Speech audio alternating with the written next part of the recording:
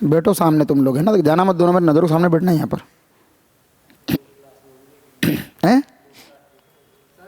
हाँ कर दो ना भैया, कितनी बार बोलूँ यार, कर दिया। नमस्कार विद्यार्थियों, बहुत बहुत स्वागत है आप सभी का आकार आईएएस के इस ऑनलाइन मंच पर। और एक बार पुनः प्रस्तुत हूँ आप लोगों के समक्ष।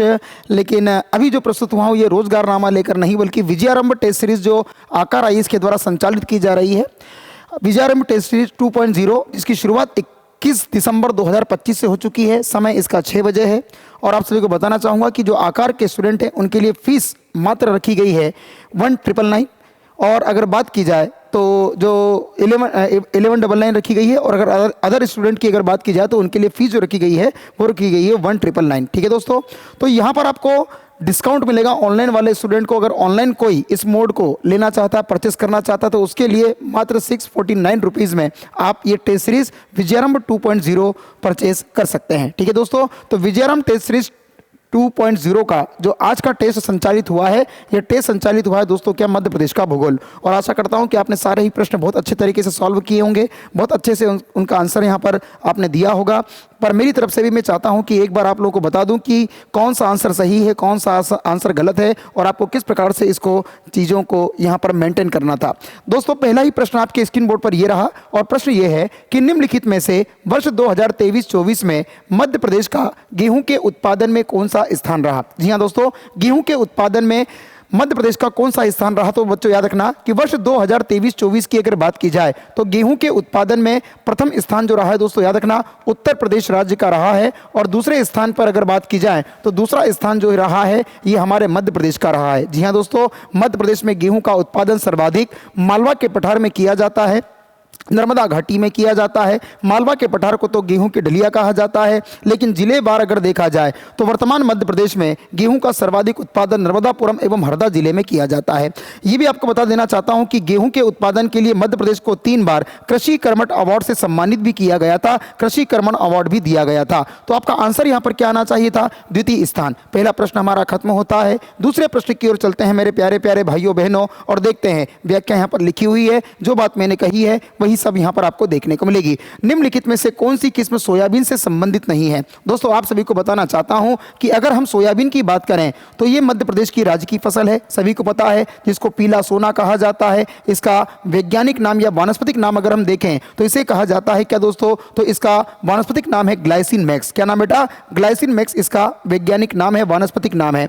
और आप सभी को पता है कि सोयाबीन का सर्वाधिक उत्पादन वर्तमान में उज्जैन जिले में किया जा रहा है, मतलब मालवा क्षेत्र में ही सर्वाधिक सोयाबीन का उत्पादन किया जाता है, जिसमें अगर जिले की बात की जाए तो उज्जैन जिला, धार जिला, शाजापुर जिला ये अग्रणी जिले माने जाते हैं। दोस्तों सोयाबीन की अगर किस्मों की बात की जाए तो मध्य प्रदेश में कई सारी किस्में आपको देखने को मिलेगी, जिसमें एक किस्म है अहिल्या। अहिल्या के बाद एक मिलेगी दोस्तों याद रखना अलंकार। अलंकार के बाद दोस्तों याद रखना मिलेगी आपको प्रतिहार। अहिल्या, अलंकार, प्रतिहार, अहिल्या, अलंकार, प्रतिहार। एक मिलेगी दोस्तों इंदिरा। इंदिरा के बाद आपको देखने को मिलेगी प्रसाद। क्या मिलेगी, प्रसाद। ये जितनी भी किस्में मैंने आपको बताई है ये सारी की सारी किस्में सोयाबीन की किस्में हैं। अब यहां पर आपको देखना है कि निम्नलिखित में से कौन सी किस्म सोयाबीन से संबंधित नहीं है। सोयाबीन से संबंधित नहीं है दोस्तों, तो याद रखना संबंधित है, सॉरी संबंधित है। तो मेरा आंसर जो आना चाहिए था ये आना चाहिए था क्या बेटा, बी आना चाहिए था। शरबती की अगर बात की जाए तो शरबती किसकी किस्म है, तो आप कहेंगे गेहूं की किस्म मानी जाती है। कौशल की अगर बात की जाए तो कौशल जो है ये मूंगफली की किस्म मानी जाती है। और अगर बात की जाए दोस्तों कंचन की, तो कंचन किसकी किस्म है, तो आप कहेंगे सर कंचन जो है ये आंवले की किस्म मानी जाती है। क्लियर दोस्तों, तो याद रखेंगे गेहूं की किस्म क्या है, सरबती, अहिल्या, अलंकार, प्रतिहार, इंदिरा, प्रसाद। अहिल्या, अलंकार, प्रतिहार, इंदिरा, प्रसाद ये सारी किस्में सोयाबीन की किस्में हैं, जिसमें सरबती गेहूं की किस्में है, कौशल जो है ये मूंगफली की किस्म है, कंचन की अगर बात की जाए तो ये आंवले की प्रमुख किस्म मानी जाती है। तो 2 क्वेश्चन हमारे यहाँ पर कंप्लीट हो चुके हैं सफलतापूर्वक। तीसरे प्रश्न की ओर चलते हैं।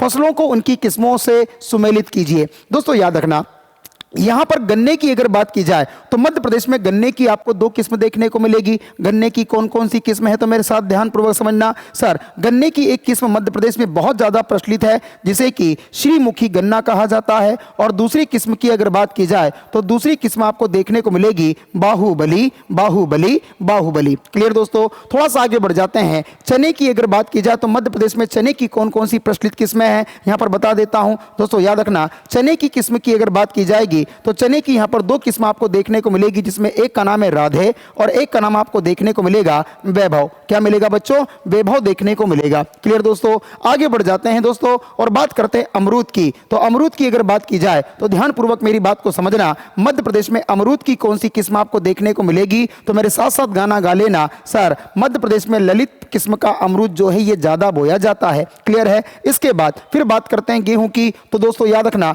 मध्य प्रदेश में गेहूं की कई सारी किस्में हमें देखने को मिलती है, और गेहूं की कई सारी किस्में कौन कौन सी है दोस्तों, तो याद रखना मध्य प्रदेश में गेहूं की किस्मों के अंतर्गत एक आपको देखने को मिलेगा कौन सा गेहूं, शरबती गेहूं जो मध्य प्रदेश में उगाया जाता है। दोस्तों एक मिलेगा आपको लोकमान गेहूं। लोकमान गेहूं के बाद आपको देखने को मिलेगा सुजाता। क्या मिलेगा बेटा? सुजाता गेहूं। सुजाता गेहूं के बाद दोस्तों याद रखना एक मिलेगा सोनालिका, सोनालिका, सोनालिका। सोनालिका के बाद दोस्तों याद रखना कल्याण सोना, कल्याण सोना, कल्याण सोना, कल्याण सोना, कल्याण सोना, कल्याण सोना। तो सरबती गेहूं, लोकमन गेहूं, सुजाता गेहूं, सोनालिका गेहूं, कल्याण सोना गेहूं, ये सारे किस्म का गेहूं जो है ये मध्य प्रदेश में उत्पादित किया जाता है, मध्य प्रदेश में उगाया जाता है। अब इस आधार पर आपको आंसर लगाना हो तो क्या बोलोगे? सर, अभी अभी आपने बताया गेहूं की किस्म जो प्रचलित है उसका नाम है सरबती। सर, चने की जो किस्म प्रचलित है इसका नाम है राधे वैभव। ये हो गया राधे बेटा। अमरूद की अगर बात की जाए तो अमरूद में आएगा ललित, और गन्ने की अगर बात की जाए तो श्रीमुखी बाहुबली, श्रीमुखी बाहुबली।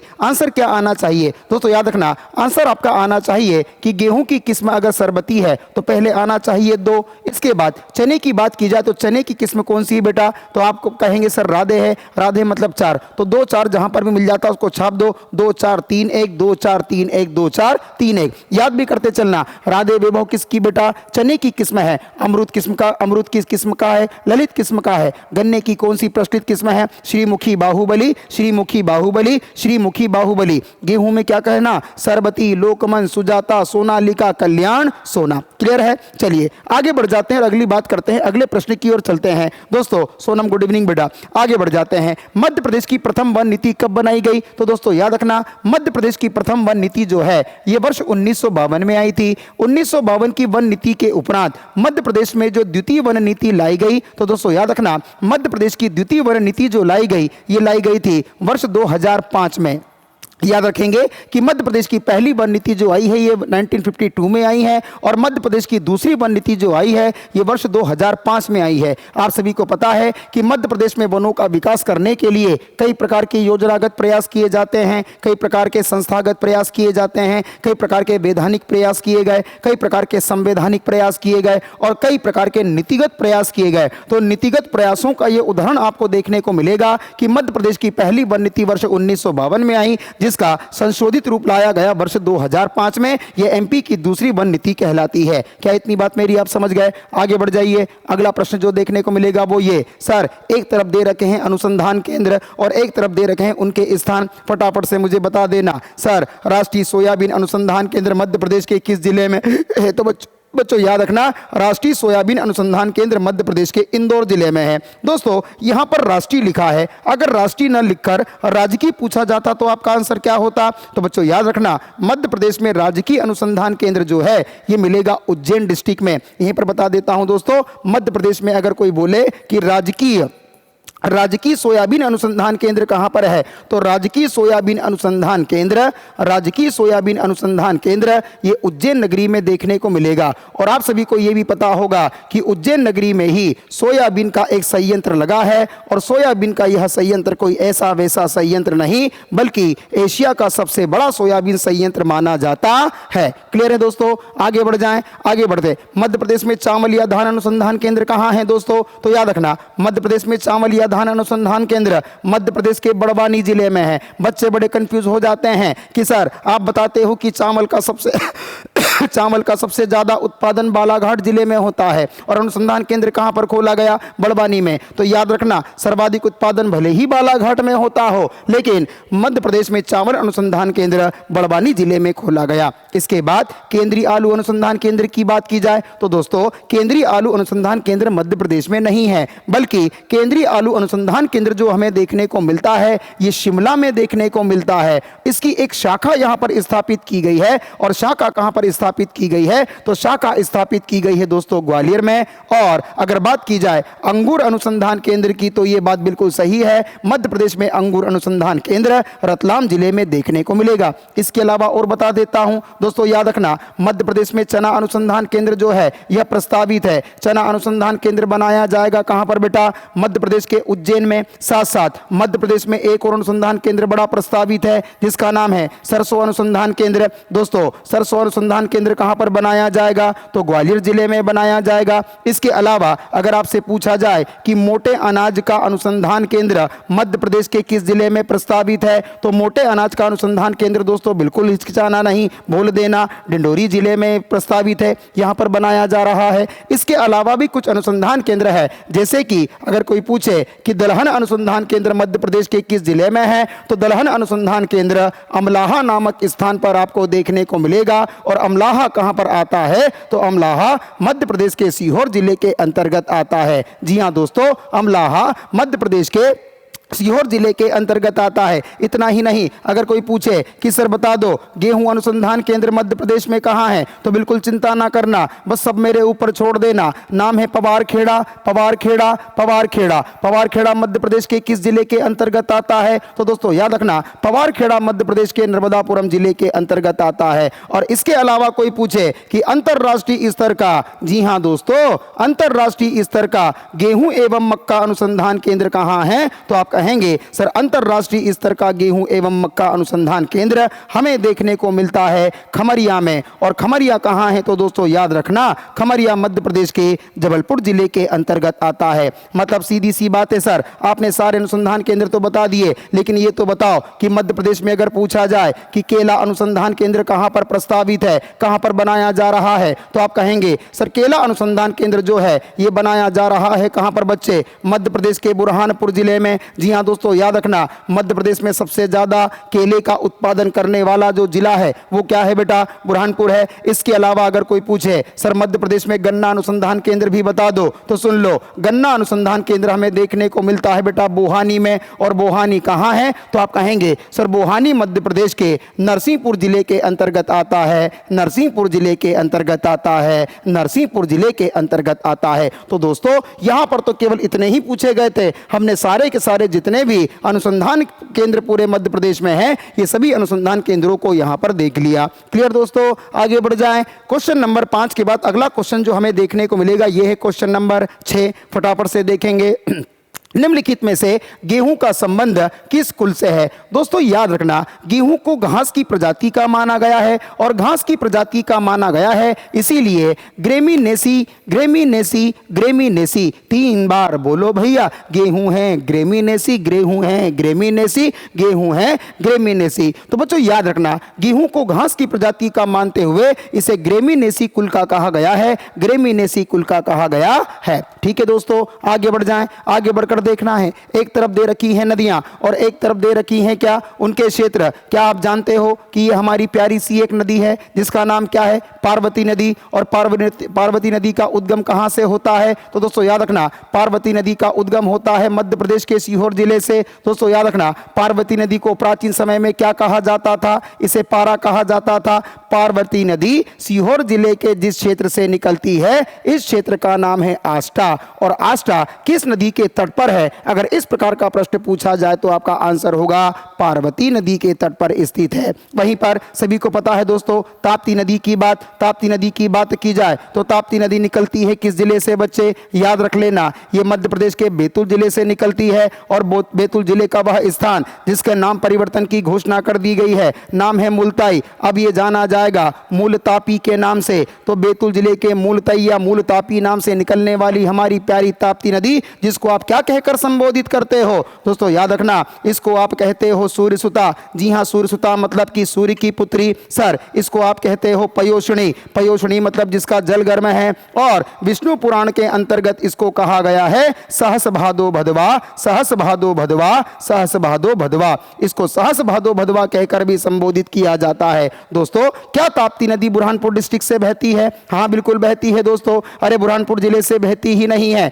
बल्कि बुरहानपुर को दो बराबर भागों में विभाजित भी करती है। और बुरहानपुर को अगर दो बराबर भागों में विभाजित करती है तो क्या बुरहानपुर में नेपा नगर आता है? जी हाँ दोस्तों, बिल्कुल बुरहानपुर में नेपा नगर आता है। जल्दी बताओ दोस्तों, क्या ताप्ती नदी नेपा नगर क्षेत्र से बहेगी? हाँ बिल्कुल बहेगी। नेपा नगर क्यों फेमस है? तो बच्चों याद रखना, नेपा नगर इसलिए फेमस है क्योंकि इसी नेपा नगर नामक स्थान पर मध्य प्रदेश का पहला टीपीएस आपको देखने को मिलेगा, चांदनी टीपीएस, चांदनी टीपीएस। दूसरा फेमस इसलिए है दोस्तों कि इसी नेपा नगर में नेशनल न्यूज प्रिंट पेपर मिल, नेशनल न्यूज प्रिंट पेपर मिल स्थित है, जहां पर अखबारी कागज का निर्माण किया जाता है। बच्चों याद रखना कि नेपा नगर बुरहानपुर से बहती है ताप्ती नदी। यह पॉइंट भी आपका बिल्कुल सत्य हुआ। फिर बात करते हैं सोन नदी की। क्या बात करें यार, क्या सोन नदी बालाघाट जिले से निकलती है? अरे कैसी बात कर दी सर आपने, ये गलत जवाब है। सोन नदी के बारे में हम भर भर कर पढ़ चुके हैं। जी हाँ दोस्तों, आप सभी को पता होगा मध्य प्रदेश में आता है प्यारा सा अनूपपुर जिला। जी हाँ दोस्तों, अनूपपुर जिले के अंतर्गत आता है दोस्तों अमरकंटक। क्या आता है बेटा? अमरकंटक। अमरकंटक से कितनी नदियां निकलती हैं? तीन। तीन नदियों में एक नदी का नाम नर्मदा, नर्मदा के बाद दूसरी नदी का नाम ताप्ती, और तीसरी नदी का नाम क्या है बेटा? जोहिला। क्या सॉरी, ताप्ती नहीं, नर्मदा। हाँ नर्मदा, ताप्ती सॉरी नर्मदा नहीं है ना। याद रखना कि अमरकंटक से कितनी नदियां निकलती है? तीन। एक नदी कौन सी बेटा? नर्मदा। गलत हो गया, कोई बात नहीं दोस्तों। एक नदी निकलती है क्या? सोन। और सोन के बाद एक नदी कौन सी निकलती है? जोहिला। दोस्तों याद रखना, सोन नदी अमरकंटक के जिस स्थान से निकलती है इसे कहा जाता है सोनमुड़ा। क्या बोलते हैं बेटा? सोनमुड़ा। और बात करें अगर सोन नदी की, तो सोन नदी की लंबाई कितनी है? सोन नदी की लंबाई हमें देखने को मिलती है दोस्तों 780 किलोमीटर। और 780 किलोमीटर के साथ यह मध्य प्रदेश की कौन सी नदी है बेटा? तीसरी सबसे बड़ी नदी है। तो बच्चों याद रखना, क्या यह कथन बिल्कुल सत्य है कि सोन नदी का उद्गम बालाघाट से होता है? बिल्कुल भी नहीं। दोस्तों यह भी याद रखना कि सोन नदी के भी कई सारे प्राचीन नाम है। प्राचीन नाम की बात करें तो इसे कहा जाता है सुवर्ण। सुवर्ण के साथ साथ दोस्तों याद रखना इसे सोनभद्र भी कहा जाता है। सोनभद्र के साथ साथ दोस्तों याद रखना इसे कहा जाता है हिरण्य, हिरण्य, हिरण्य। हिरण्य के साथ साथ बच्चों याद रखना इसको कहा जाता है सुबागधी, सुबागधी, सुबागधी। साथ साथ दोस्तों याद रखना इसका एक नाम हमें और देखने को मिलता है सोनपालिका, सोनपालिका, सोनपालिका। एक नाम और हमें देखने को मिलता है जिसे कहते हैं दोस्तों सोवा, सोवा, सोवा। क्लियर दोस्तों? चलिए सोनम सर, ऑनलाइन और ऑफलाइन टेस्ट सीरीज का टेस्ट पेपर एक ही रहता है या अलग अलग? सोनम बच्चे एक ही रहता है। आ जाओ यहाँ पर दोस्तों, ध्यान पूर्वक समझेंगे। सर ये कथन गलत है। सर तवा नदी का उद्गम क्या पचमढ़ी से होता है?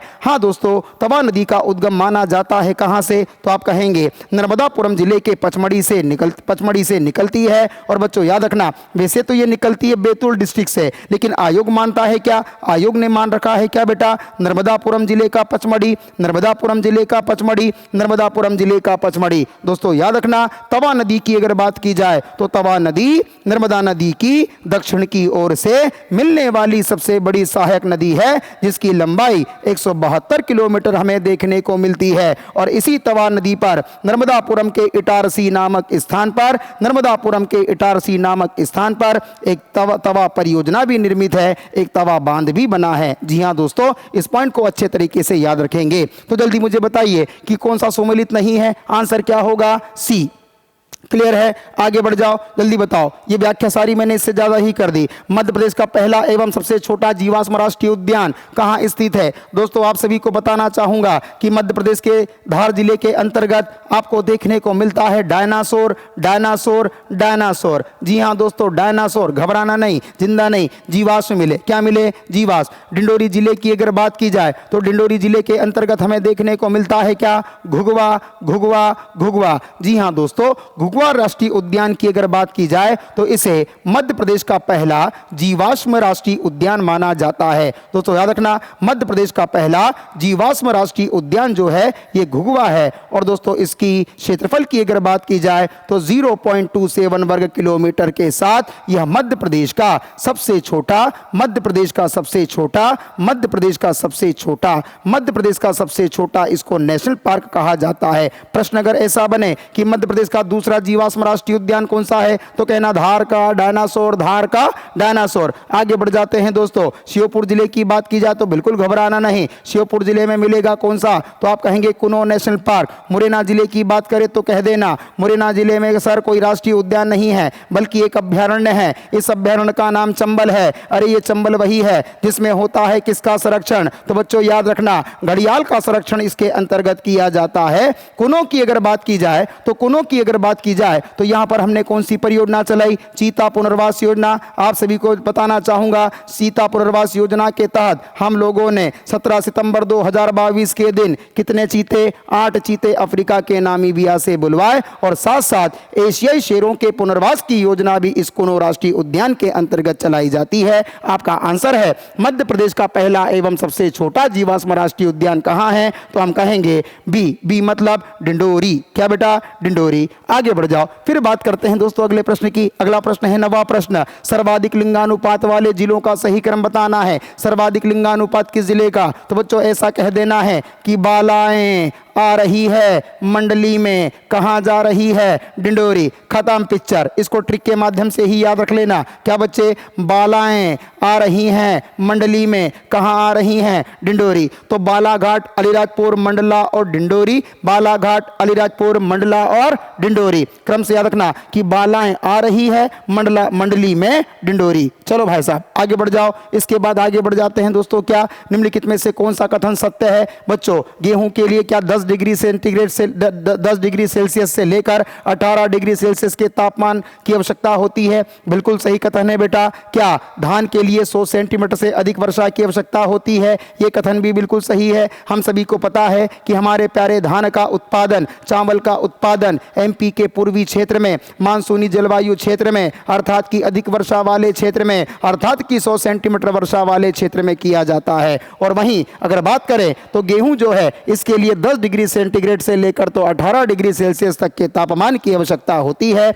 यहां पर 1 और 2 दोनों ही कथन हमारे सही होते हुए दिखाई दे रहे हैं। ठीक है दोस्तों, आगे बढ़ जाओ। अब दे रखा है एक तरफ फसलें और दूसरी तरफ क्या दे रखे हैं, क्षेत्र। जैसे बात करें गेहूं की तो गेहूं के लिए फेमस क्षेत्र क्या है, हम कहेंगे सर नर्मदा घाटी। मैंने बताया था कि नर्मदा घाटी के अंतर्गत गेहूं का सर्वाधिक उत्पादन करने वाला जिला हमारा प्यारा नर्मदापुरम जिला है। और दूसरे जिले की अगर बात की जाए तो दूसरे जिले का नाम बताना है दोस्तों, क्या है, हरदा है। वैसे ही अगर बात की जाए तो अभी अभी मैंने कहा कि धान का उत्पादन पूर्वी मध्य प्रदेश में, मानसूनी जलवायु क्षेत्र में, अधिक वर्षा वाले क्षेत्र में होता है। और पूर्वी मध्य प्रदेश का एक जिला जहां पर ज्यादा चावल का उत्पादन होता है, इसका नाम केवल मेंशन कर देना, बालाघाट। क्लियर दोस्तों। इसके अलावा यह भी याद रखना कि बालाघाट जिले के अंतर्गत चावल की एक प्रजाति सर मुझे बता दो जो एग्जाम में पूछी जा सकती है, इसका नाम है चिन्नौर चावल। चिन्नौर चावल, चिन्नौर चावल। चिन्नौर चावल क्यों फेमस है, क्योंकि चिन्नौर चावल को वर्ष 2021 में हम लोगों ने क्या दिया है दोस्तों, तो हम लोगों ने 2021 में इसको दिया है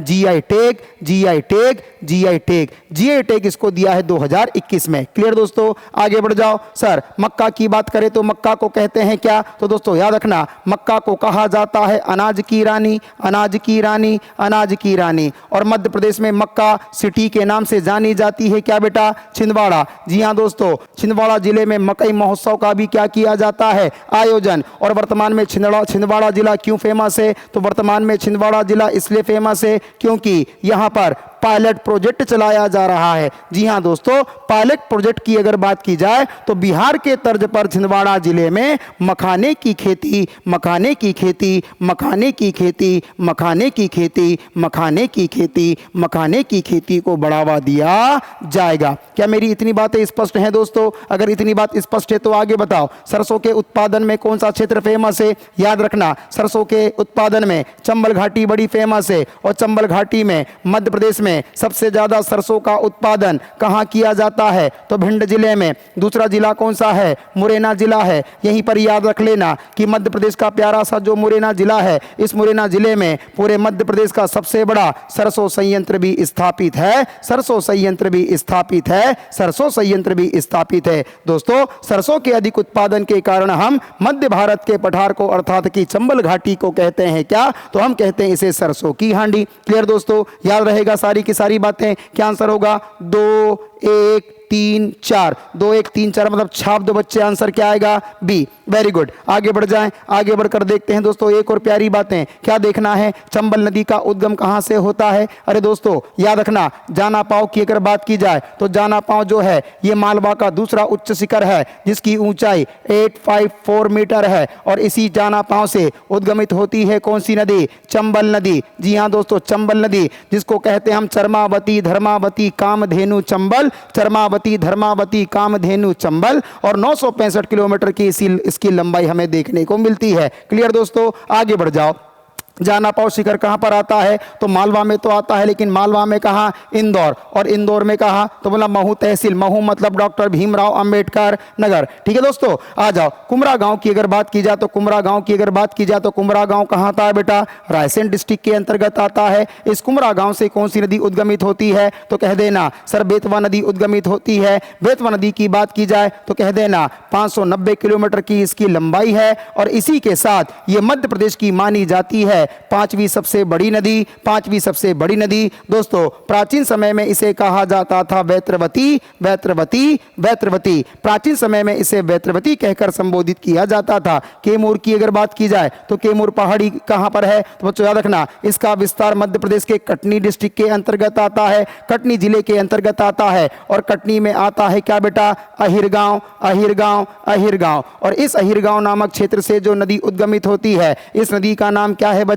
केन नदी। केन नदी, जिसे कहा जाता है सुक्तिमती, दृढ़ावती, स्वैनी, कैलाश, कयाल। सुक्तिमती, दृढ़ावती, स्वैनी, कैलाश, कयाल। दोस्तों याद रखना, केन नदी को मध्य प्रदेश के पर्यटन विभाग के द्वारा पूरे मध्य प्रदेश की सबसे सुंदर नदी का दर्जा भी दिया गया। आगे बढ़ते हैं दोस्तों, याद रखना, काकरी बर्डी पहाड़ी की अगर बात की जाए तो काकरी बर्डी पहाड़ी मध्य प्रदेश के इंदौर डिस्ट्रिक्ट के अंतर्गत आती है। और इसी काकरी बर्डी पहाड़ी से निकलती है एक प्यारी सी नदी जिसका नाम बेटा शिप्रा। पापहरणी मोक्षदायिनी पुण्य सलीला, पापहरणी मोक्षदायिनी पुण्य सलीला, कनक श्रृंगा के नाम से जानी जाती है शिप्रा नदी, जिसे मालवा की गंगा कहा जाता है। और आप सभी को पता होगा, शिप्रा नदी के तट पर प्रत्येक 12 वर्षों के अंतराल में उज्जैन में आयोजित किया जाता है सिंहस्थ का मेला। क्लियर दोस्तों, काकरी बर्डी से निकली कौन सी नदी? शिप्रा। तो बताओ चंबल नदी के उद्गम में सत्य कथन क्या होगा?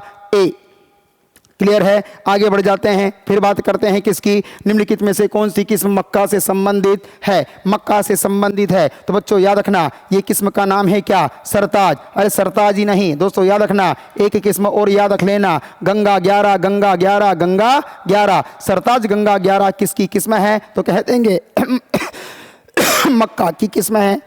इसके अलावा अगर बात की जाए कि सर मही, सुगंधा, लोकवन एवं सरबती की अगर बात हम लोग करें तो मही, सुगंधा, लोकवन एवं सरबती ये तीनों की तीनों किस्म जो मानी जाती है ये चावल की किस्म मानी जाती है। और चावल की अन्य किस्मों की अगर बात की जाए तो एक किस्म आपको देखने को मिलेगी जो मैंने अभी अभी बताई, चिन्नौर चावल। दोस्तों एक किस्म और आपको देखने को मिलेगी गोल्डन राइस। एक किस्म और आपको देखने को मिलेगी काली मूछ का चावल, काली मूछ का चावल, काली मूछ का चावल। ठीक है दोस्तों, और एक किस्म और आपको देखने को मिलेगी रंजीत सबवन, रंजीत सबवन, रंजीत सबवन। ये सारी की सारी किस्में अगर किसी की किस्में हैं तो वो चावल की किस्में हैं मेरे प्यारे प्यारे छोटे छोटे लड्डू गोपालों। क्लियर है, आगे बढ़ जाओ। इसके बाद देखते हैं क्या सर, एक तरफ दे रखे हैं क्या अभयारण्य, एक तरफ दे रखे हैं इनके स्थान। मुझे एक बात बताओ कि बगदरा अभयारण्य मध्य प्रदेश के किस जिले में है? तो दोस्तों याद रखना, बगदरा अभयारण्य मध्य प्रदेश के सीधी जिले के अंतर्गत आता है। क्या सर सीधी जिले में केवल बगदरा है?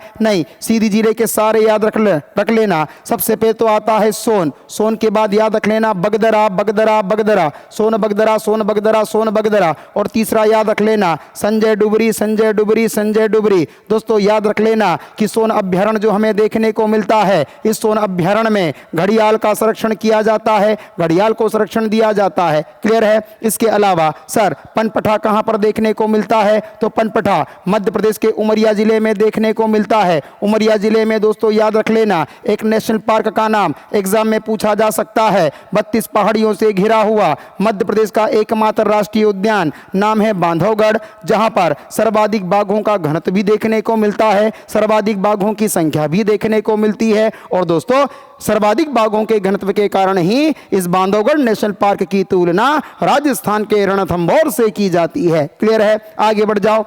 सिंगोरी अभ्यारण्य की बात की जाए, सिंगोरी अभ्यारण्य कहाँ मिलेगा बेटा? रायसेन। जी हाँ दोस्तों, रायसेन में एक और अभ्यारण्य हमें देखने को मिलता है जिसका नाम हमें देखने को मिलता है रातापानी। जी हाँ दोस्तों, रातापानी अभ्यारण्य वही अभ्यारण्य है जिसे कि हमने वर्ष 2024 में काय में शामिल किया, प्रोजेक्ट टाइगर में, और हाल ही में 2025 में, अरे हाल ही में 2025 में इसका नाम बदल कर रख दिया गया V S Wakankar, V S Wakankar, V S Wakankar.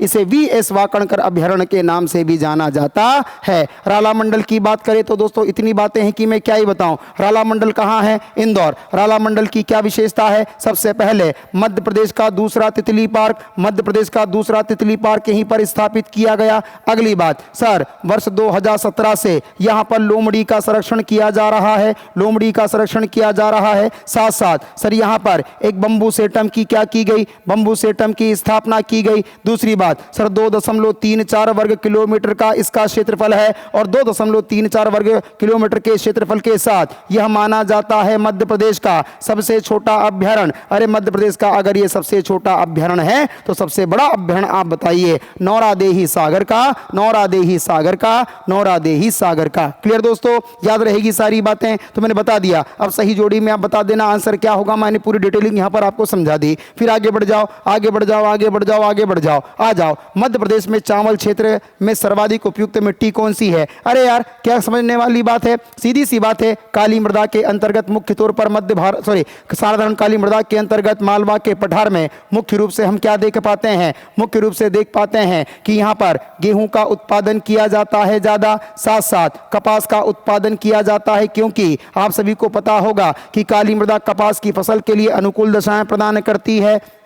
साथ साथ दोस्तों याद रख लेना कि मध्य प्रदेश की राज्य की फसल सोयाबीन का भी उत्पादन मालवा पठार में साधारण काली मृदा में किया जाता है। जलोढ़ मृदा की अगर बात की जाए तो बच्चों याद रखना जलोढ़ मृदा का विस्तार मध्य भारत के पठार में हमें दिखाई देता है। अरे मध्य भारत का पठार मतलब कौन सा पठार? मध्य भारत का पठार मतलब सीधी सी बात है, हम बात करते हैं उत्तर पश्चिमी मध्य प्रदेश की, और यहाँ पर मुख्य रूप से उगाया जाता है मोटा अनाज। मोटे अनाज में अगर देखा जाए तो ज्वार और बाजरे का उत्पादन किया जाता है। इसके अलावा सरसों का उत्पादन जलोढ़ मृदा में किया जाता है। लाल पीली मृदा की बात की जाए तो लाल पीली मृदा मध्य प्रदेश के पूर्वी क्षेत्र में हमें देखने को मिलती है। और दोस्तों इसी पूर्वी क्षेत्र में लाल पीली मृदा में 100 सेंटीमीटर से अधिक वर्षा वाले क्षेत्र में चावल का उत्पादन संभव हो जाता है। क्लियर दोस्तों? तो यहां पर आंसर क्या होगा आपका? सी। क्या होगा? सी। चलिए आगे बढ़ जाएं। आगे बढ़ेंगे तो देखेंगे क्या भाई साहब? नरसिंहपुर जिला। नरसिंहपुर जिले की बात की जाए तो निम्नलिखित में से किसका प्रमुख उत्पादक है? बच्चों याद रखना संतरे की अगर बात की जाए तो मध्य प्रदेश में सर्वाधिक संतरे का उत्पादन करने वाला जिला बैतूल जिला है, इसीलिए बैतूल जिले को संतरा जिला भी कहते हैं। दोस्तों बात करें गन्ने की तो गन्ने का सर्वाधिक उत्पादन मध्य प्रदेश के किस क्षेत्र में होता है? नरसिंहपुर क्षेत्र के अंतर्गत होता है। दोस्तों याद रखना नरसिंहपुर क्षेत्र के अंतर्गत ही याद रखना है बोहानी। बोहानी बोहानी बोहानी में क्या है? बोहानी में क्या है? कह देना गन्ना अनुसंधान केंद्र है, गन्ना अनुसंधान केंद्र है और गन्ना अनुसंधान केंद्र है। दूसरी बात कहना है दोस्तों क्या? सर बोहानी तो ठीक ही ठीक, अभी वर्तमान में नरसिंहपुर क्यों चर्चा में है? क्योंकि यहां पर करेली नामक गुड़ बनाया जाता है गन्ने से, और इस करेली नामक गुड़ को ओडीओपी में शामिल किया गया। आज की ही न्यूज़ थी बेटा, मैंने रोजगारनामा में आप सभी को पढ़ाई थी, तो याद रखना नरसिंहपुर के करेली गुड़ को ओडीओपी में शामिल किया गया। और एक और चीज सर, मध्य प्रदेश में गुड़ क्लस्टर कहां पर बनने जा रहा है? तो क्लस्टर की अगर बात की जाए तो ये क्लस्टर जो बनने जा रहा है ये मध्य प्रदेश के बैतूल जिले के अंतर्गत बनने जा रहा है। ठीक है दोस्तों, याद रख लेना। अच्छी सी बात, प्यारी सी बात, सर मध्य प्रदेश में सबसे ज्यादा केले का उत्पादन करने वाले जिले का नाम बता दो, तो सुन लो, नाम है बुरहानपुर। बुरहानपुर बुरहानपुर बुरहानपुर के अंतर्गत स्थान का नाम याद रख लेना, सुखपुरी सुखपुरी सुखपुरी। सुखपुरी में क्या है? तो केला अनुसंधान केंद्र प्रस्तावित है। केला अनुसंधान केंद्र प्रस्तावित है। केला अनुसंधान केंद्र प्रस्तावित है। अमरूद की बात की जाए तो मध्य प्रदेश में सबसे ज्यादा अमरूद का उत्पादन करने वाला जिला रीवा, और रीवा जिले में अमरूद की जिस किस्म को उगाया जाता है पहले ही बता चुका हूं, नाम क्या है? ललित। क्या नाम बेटा? ललित। पिक्चर क्लियर हुई कि नहीं हुई? बिल्कुल हुई। तो कह देना यहां पर हमारा आंसर क्या होगा? नरसिंहपुर में गन्ना है। नरसिंहपुर में गन्ना है। आगे बढ़ जाओ। इसके बाद अगला क्वेश्चन 17वां नंबर का क्वेश्चन, सर निम्नलिखित में से कौन सा युग्म सुमेलित नहीं है? दोस्तों प्यारी प्यारी बातें सुनना। 1964 की अगर बात की जाए तो 1964 में मध्य प्रदेश में सबसे पहले जिस वन उत्पाद का राष्ट्रीयकरण किया गया इसका नाम है तेंदुपत्ता। इसके बाद 1964 के बाद 1969 की अगर बात की जाए तो आप कहेंगे सर हर्रा और गोंद, हर्रा एवं गोंद, हर्रा एवं गोंद, इनका राष्ट्रीयकरण किया गया। फिर बात करें सर 1970 की, तो वर्ष 1970 में हम लोगों ने मध्य प्रदेश में वनों का 100% क्या किया बेटा? राष्ट्रीयकरण किया। बात करें हम लोग 1973 की, तो 1973 में मध्य प्रदेश में सबसे पहले बांस का राष्ट्रीयकरण किया गया। बात करें 1975 की, तो 1975 में बच्चों याद रखना हम लोगों ने राष्ट्रीयकरण किसका किया? तो हम कहेंगे हम लोगों ने राष्ट्रीयकरण किया किसका बेटा? साल का। और अगर बात की जाए 1976 की, तो 1976 में हमने जलाऊ लकड़ी का राष्ट्रीयकरण किया। अब यहां पर आपको सही आंसर देना है, फटाफट बताओ साल का राष्ट्रीयकरण क्या होगा? तो हम कहेंगे साल वर्ष 1973। तेंदुपत्ते का राष्ट्रीयकरण कब किया? 1964। 1964 में ही हम लेकर आए थे क्या? तेंदुपत्ता व्यापार विनिमय अधिनियम। तेंदुपत्ता व्यापार विनिमय अधिनियम। तेंदुपत्ता व्यापार विनिमय अधिनियम। व्यापार विनिमय अधिनियम। क्लियर दोस्तों, याद रहेगा। बांस का राष्ट्रीयकरण कब किया? तो कहना 1973 में। और गोंद का कब किया? तो बच्चों याद रखना 1969 आना चाहिए था, लेकिन यहां पर 70 है, तो आंसर क्या होगा? डी। चलो भाई साहब आगे बढ़ जाओ। अगला क्वेश्चन क्या है? मध्य प्रदेश की जनगणना 2011 का क्रम कौन सा था? दोस्तों याद रखना आप सभी को पता है कि 2011 में मध्य प्रदेश में जनगणना का कार्य क्या हुआ? सॉरी 2011 की बात नहीं कर रहा हूं मैं, 2011 की अगर बात की जाए तो 2011 की जो जनगणना हुई ये मध्य प्रदेश के कौन से क्रम की जनगणना थी? आप सभी को पता है कि भारत आज़ाद हुआ था वर्ष 1947 में। अरे भारत कब आज़ाद हुआ? 1947 में। और भारत जब आज़ाद हुआ वर्ष 1947 में, तो भारत की पहली जनगणना कौन सी मानी जाएगी स्वतंत्र भारत की? 1951 की। 1951 की। लेकिन दोस्तों मध्य प्रदेश की अगर बात की जाए तो मध्य प्रदेश की अगर बात की जाए तो मध्य प्रदेश कब गठित हुआ? 1956 में। तो 1956 के उपरांत मध्य प्रदेश में पहली जनगणना कब संपन्न हुई? 1961 में। मतलब मध्य प्रदेश जब राज्य के रूप में अस्तित्व में आया तो 1961 से जनगणना का कार्य किया गया। और अगर बात की जाए 1961 के बाद कब हुई होगी? 1971 में। फिर कब हुई होगी? 1981 में। फिर कब हुई होगी? 1991 में। फिर कब हुई होगी बेटा? 2001 में। फिर कब हुई? 2011। तो 1 2 3 4 5 और 1 6। तो हम यही कहेंगे सर अगर बात की जाए 2011 की जनगणना की, तो ये 2011 की जनगणना छठवें क्रम की जनगणना मानी जाती है। क्लियर दोस्तों, याद रहना। और 2011 की जनगणना के आधार पर बच्चों ये भी याद रख लेना, क्या याद रखना? क्या कि मध्य प्रदेश की जनसंख्या 72626 809 72626 809 अर्थात कि 7,26,26,809 रही। क्लियर दोस्तों, आगे बढ़ जाएं। आगे बढ़कर एक और चीज देखते हैं बढ़िया तरीके से। दोस्तों याद रखना, अगर बात की जाए किसकी, बात की जाए कि भारत की कुल जनसंख्या में मध्य प्रदेश की जनसंख्या का योगदान कितना है,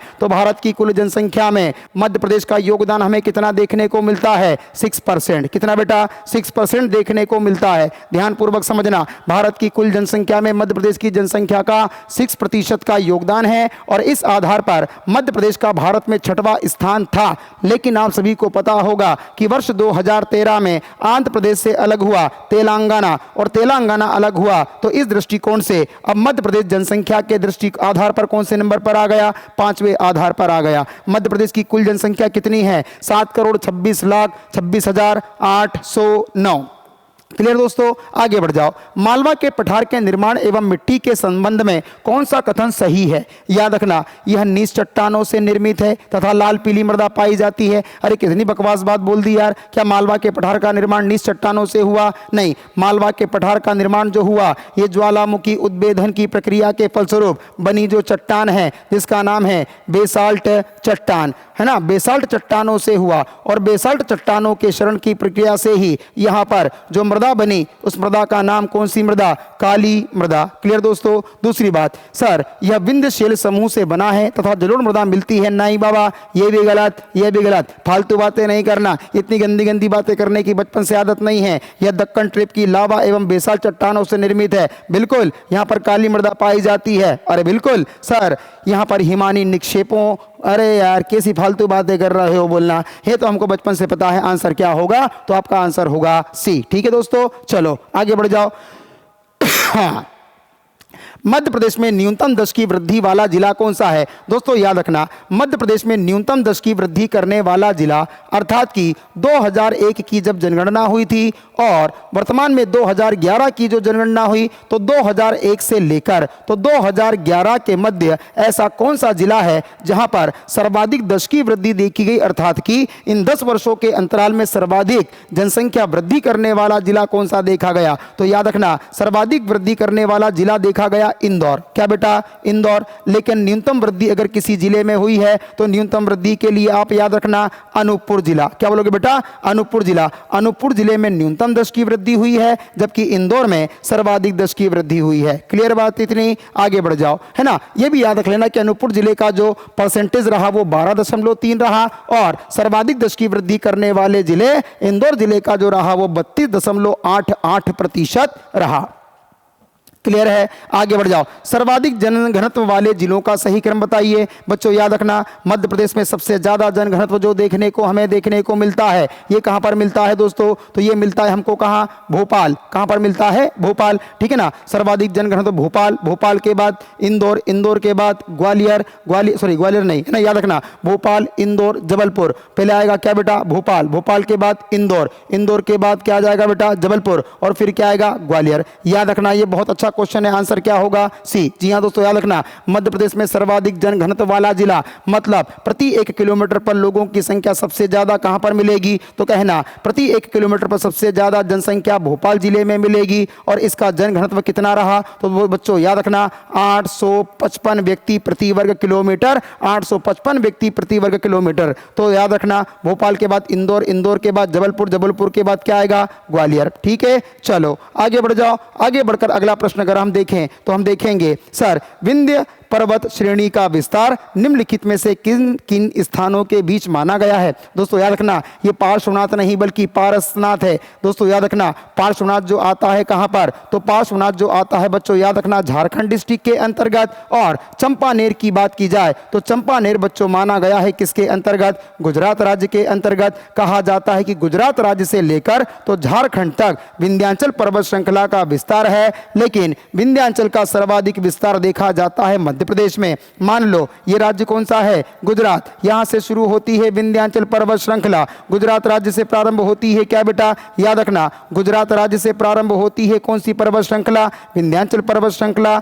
ये कहां पर है? तो बोलना चंपानेर से शुरू होती है, चंपानेर से शुरू होती है। और यहां पर आपको देखने को मिलेगा एक और प्यारा सा झारखंड। झारखंड के अंतर्गत आप लोगों ने सुना होगा छोटे नागपुर का पठार, और छोटे नागपुर के पठार में ही पारसनाथ, पारसनाथ, पारसनाथ। तो दोस्तों याद रखना, अगर कोई पूछे कि ये हमारी प्यारी सी विंध्याचल पर्वत श्रृंखला है जो संपूर्ण भारत को दो बराबर भागों में विभाजित करती है, अर्थात उत्तर भारत एवं दक्षिणी भारत के मध्य प्राकृतिक सीमा का निर्धारण करने वाली अगर कोई पर्वत श्रृंखला है तो वो विंध्याचल पर्वत श्रृंखला है, जिसके उत्तर में क्या है तो बोलना उत्तर में मालवा है मध्य प्रदेश के संदर्भ में, और दक्षिण में क्या है तो कहना दक्षिण में हमें देखने को मिलती है नर्मदा सोन घाटी, नर्मदा सोन घाटी, नर्मदा सोन घाटी। और बच्चों याद रखना, विंध्याचल पर्वत श्रृंखला को भी मध्य प्रदेश में हम 3 पार्ट में पढ़ते हैं। ये पार्ट कहलाता है विंध्याचल, इसे कहते हैं भांडेर और इसे कहते हैं कैमूर। तो आपका आंसर यहां पर क्या होना चाहिए था? बी। क्या होना चाहिए था? बी। आगे बढ़ जाओ दोस्तों, आगे बढ़कर अगला प्रश्न क्या है, सुमेलित करना है। दोस्तों अब आंकड़े अगर आपको याद रहेंगे तभी आप ये काम कर पाओगे। आपको बताना था कि किस जिले का जनघनत्व कितना है, इसलिए 2011 की जनगणना पढ़ना बहुत ज़्यादा जरूरी है। 1 3 4 2 बोल रहा है, 1 3 4 2, 1 3 4 2, 1 3 4 2, 1 3 4 2 मतलब ये 1, फिर ये 3, फिर ये 4, है ना। ठीक है, वापस से बोलता हूँ बेटा, है ना। 1 3 4 2 मतलब शिवपुरी का 104, फिर इंदौर का 841, है ना। फिर क्या आएगा? 1 3 4 2, है ना। 1 3 4 2 है तो फिर ग्वालियर का क्या आ जाएगा? सॉरी 1 3 4 जबलपुर का क्या जाएगा? 473, ग्वालियर का क्या जाएगा? 446 आ जाएगा। ठीक है ना। तो इस प्रकार ये आंकड़े आपको याद करना, इस पर किसी प्रकार की कोई ट्रिक काम नहीं करती, इनको रटना ही पड़ता है। आ जाओ, मध्य प्रदेश के किस जिले का जनगणना भारत के जनघनत्व के बराबर है ना। मतलब सीधी सी बात है कि 2011 की जनगणना के आधार पर मध्य प्रदेश का ऐसा कौन सा जिला हमें मिला जिसका जनघनत्व भारत के जनघनत्व के बराबर है। तो बच्चों याद रखना, भिंड जिले का भारत का जनघनत्व कितना रहा तो बोला 382 और 382, और मध्य प्रदेश का जनघनत्व सॉरी भिंड जिले का जनघनत्व भी कितना रहा तो बोला 382। आगे बढ़ जाओ, अगला प्रश्न फिर जनगणना से है। कार्यशील जनसंख्या के संदर्भ में निम्न कथनों पर विचार कीजिएगा। कार्यशील जनसंख्या के संदर्भ में निम्नलिखित कथनों पर विचार कीजिएगा। तो बच्चों याद रखना, 2011 की जनगणना 2011 की कार्यशील जनसंख्या के दृष्टिकोण से हमें क्या करना है तो कार्यशील जनसंख्या के संदर्भ में निम्न कथनों पर विचार करना है। तो निम्न कथनों पर विचार करना है तो 2011 की जनगणना के अनुसार मध्य प्रदेश की 43.5% जनसंख्या कार्यशील जनसंख्या रही, है ना। दूसरा, पुरुष कार्यशील जनसंख्या 53.6% रहा। कृषि में संलग्न कार्यशील जनसंख्या 59.85 है। दोस्तों याद रखना, कृषि में संलग्न कार्यशील जनसंख्या 59.85 ना होकर 69.6% है। इसीलिए केवल और केवल 1 और 2 यही कथन सत्य हैं, बाकी तीसरा कथन क्या होगा? असत्य। मतलब आंसर क्या आ जाएगा? सी। क्लियर है दोस्तों, आगे बढ़ जाओ। इसके बाद अगला पॉइंट क्या है? शंकर पुत्री के नाम से किसे जाना जाता है? अरे सभी को पता है, ये हमारी प्यारी सी मां नर्मदा है, और मां नर्मदा की बात की जाए तो इसे शंकर की पुत्री अर्थात कि शंकरी कहकर संबोधित किया जाता है। साथ साथ शिव के तन से निकले पसीने से इसकी उत्पत्ति हुई है, इसे शिवतनिया भी कहा जाता है। साथ साथ ये भी याद रख लेना सर, एक नाम इसका देखने को मिलता है नामदोष, जो कि टॉलमी के द्वारा दिया गया। सोमवंशी राजाओं ने इसको सोमो देवी कहकर संबोधित किया। साथ साथ मेकाल राजा की पुत्री कही जाती है, इसीलिए नाम आ जाता है मेकाल सुता, मेकाल सुता, मेकाल सुता। देखने मात्र से ही सारे पापों की मुक्ति होती है। पुण्य सलीला, पुण्य सलीला, पुण्य सलीला। शतपथ ब्राह्मण में इसे रेवा कहकर क्या किया? संबोधित किया। इतने सारे नाम अगर किसी के हैं तो किसके बेटा? नर्मदा। बेतवा का प्राचीन नाम क्या है तो बेतवा का प्राचीन नाम है बैत्रवती, बैत्रवती। ताप्ती का प्राचीन नाम पहले बता चुका हूं, सूर्यसुता, पयोषणी, सहस, भादो, भदवा। सोन का भी बता चुका हूं, सुवर्ण, सोनभद्र, हिरण्य, सुभागदी, सोनपालिका। क्लियर है, आगे बढ़ जाओ। इसके बाद अगला प्रश्न जो देखने को मिलेगा, निम्नलिखित में से मध्य प्रदेश की प्रमुख खाद्यान्न फसलें कौन कौन सी है? दोस्तों वर्तमान मध्य प्रदेश की सबसे प्रमुख खाद्यान्न फसल गेहूं है और दूसरी सबसे प्रमुख खाद्यान्न फसल धान है। लेकिन अविभाजित मध्य प्रदेश की सबसे प्रमुख खाद्यान्न फसल धान हुआ करती थी और नंबर 2 पर गेहूं आया करता था। ठीक है दोस्तों, याद रखना, ट्रिटिकम एस्टिवम गेहूं है और ओराइजा सटाइवा धान है। ओराइजा सटाइवा क्या है? धान। आगे बढ़ जाओ, फिर बात करते हैं दोस्तों। याद रखना कि निम्नलिखित में से आपको युग्म सुमेलित करना है। बांधवगढ़ राष्ट्रीय उद्यान की बात की जाए तो बांधवगढ़ राष्ट्रीय उद्यान मध्य प्रदेश के उमरिया जिले में आता है। 32 पहाड़ियों से घिरा हुआ मध्य प्रदेश का एकमात्र राष्ट्रीय उद्यान है। शेरों की बाघों की संख्या एवं बाघों के घनत्व के मामले में नंबर 1 है पूरे मध्य प्रदेश में। वर्तमान में 165 बाघ यहाँ पर पाए गए। यहाँ पर क्षीर सागर आपको देखने को मिलेगा। चमत्कारी योगी की समाधि यहाँ पर आपको देखने को मिलेगी। साथ साथ विष्णु जी की शयन मुद्रा में शेष शैया पर विराजित मूर्ति आपको देखने को मिलेगी। इसके मध्य से चरण गंगा नदी प्रवाहित होती है। दोस्तों यह बात भी आप ध्यान रखना। और इसे राष्ट्रीय उद्यान को 1968 में स्थापित किया गया और प्रोजेक्ट टाइगर में शामिल किया गया था 1993 से लेकर 1994। इस प्रकार प्रोजेक्ट टाइगर में शामिल होने वाला एमपी का तीसरा क्या है, नेशनल पार्क।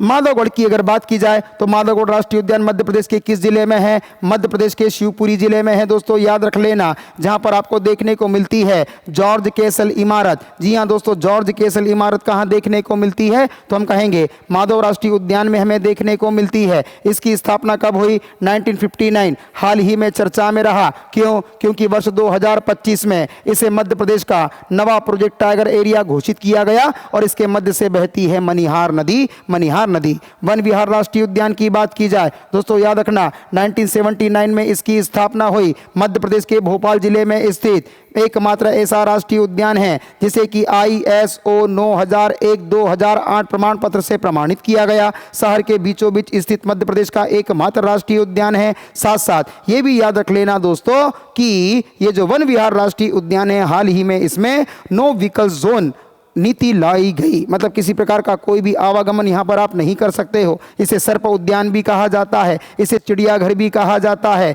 इसे रेस्क्यू सेंटर भी कहा जाता है। अरे सीधी सी बात है दोस्तों, इसे 3-in-1 कहा जाता है। और 4.45 वर्ग किलोमीटर की लंबाई के साथ यह मध्य प्रदेश का दूसरा सबसे छोटा राष्ट्रीय उद्यान है। आगे बढ़ जाओ, संजय डुबरी राष्ट्रीय उद्यान की स्थापना क्या 1981 में हुई। हाँ,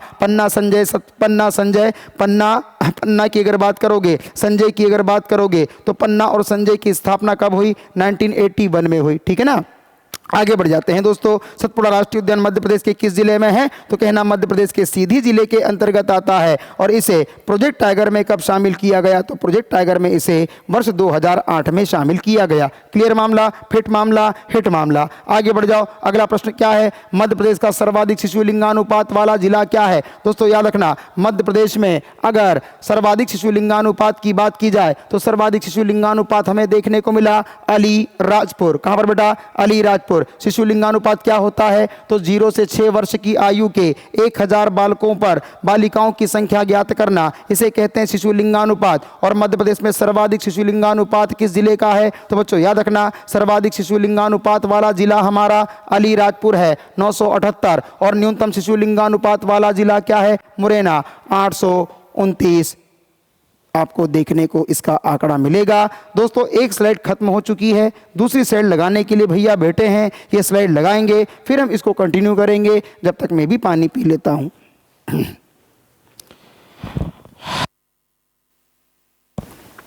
आओ चलिए भाई साहब, मध्य भारत के पठार को सरसों की हांडी कहे जाने के पीछे क्या कारण है। अरे यार सीधी सी बात है, सरसों की हांडी इसलिए कहा जाता है क्योंकि सरसों के व्यापक उत्पादन यहाँ पर किया जाता है, इसीलिए इसे सरसों की हांडी हम लोग कहते हैं। याद रखना, क्या सरसों की हांडी इसलिए कहा जाता है क्योंकि यहाँ पर सरसों का व्यापक उत्पादन होता है और यहाँ पर प्रमुख खेती होती है ना। मैंने बताया था पहले कि भिंड नंबर 1 पर है, दूसरे पर मुरैना। आगे बात करते हैं दोस्तों, क्या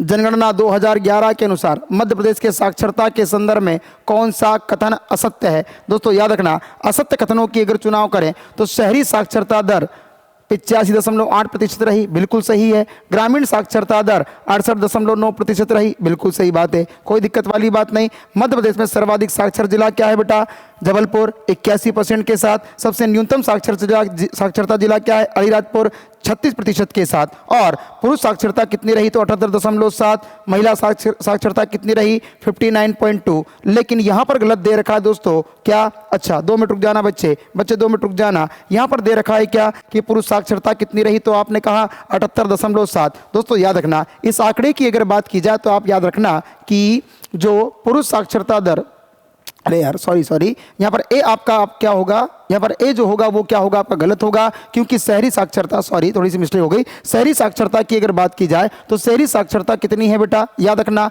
85.8%। कितनी है? 85.8%। और अगर बात की जाए ग्रामीण साक्षरता की तो ग्रामीण साक्षरता हमें देखने को मिलेगी 68.9। कितनी बेटा? 68.9% देखने को मिलेगी। यह कथन असत्य है, बाकी सारे कथन जो दे रखे हैं वो सारे के सारे क्या हैं? सत्य है। ठीक है दोस्तों, तो याद रखना ए। आगे फिर बात करते हैं, 2 मिनट भैया सेल चेंज करने दो।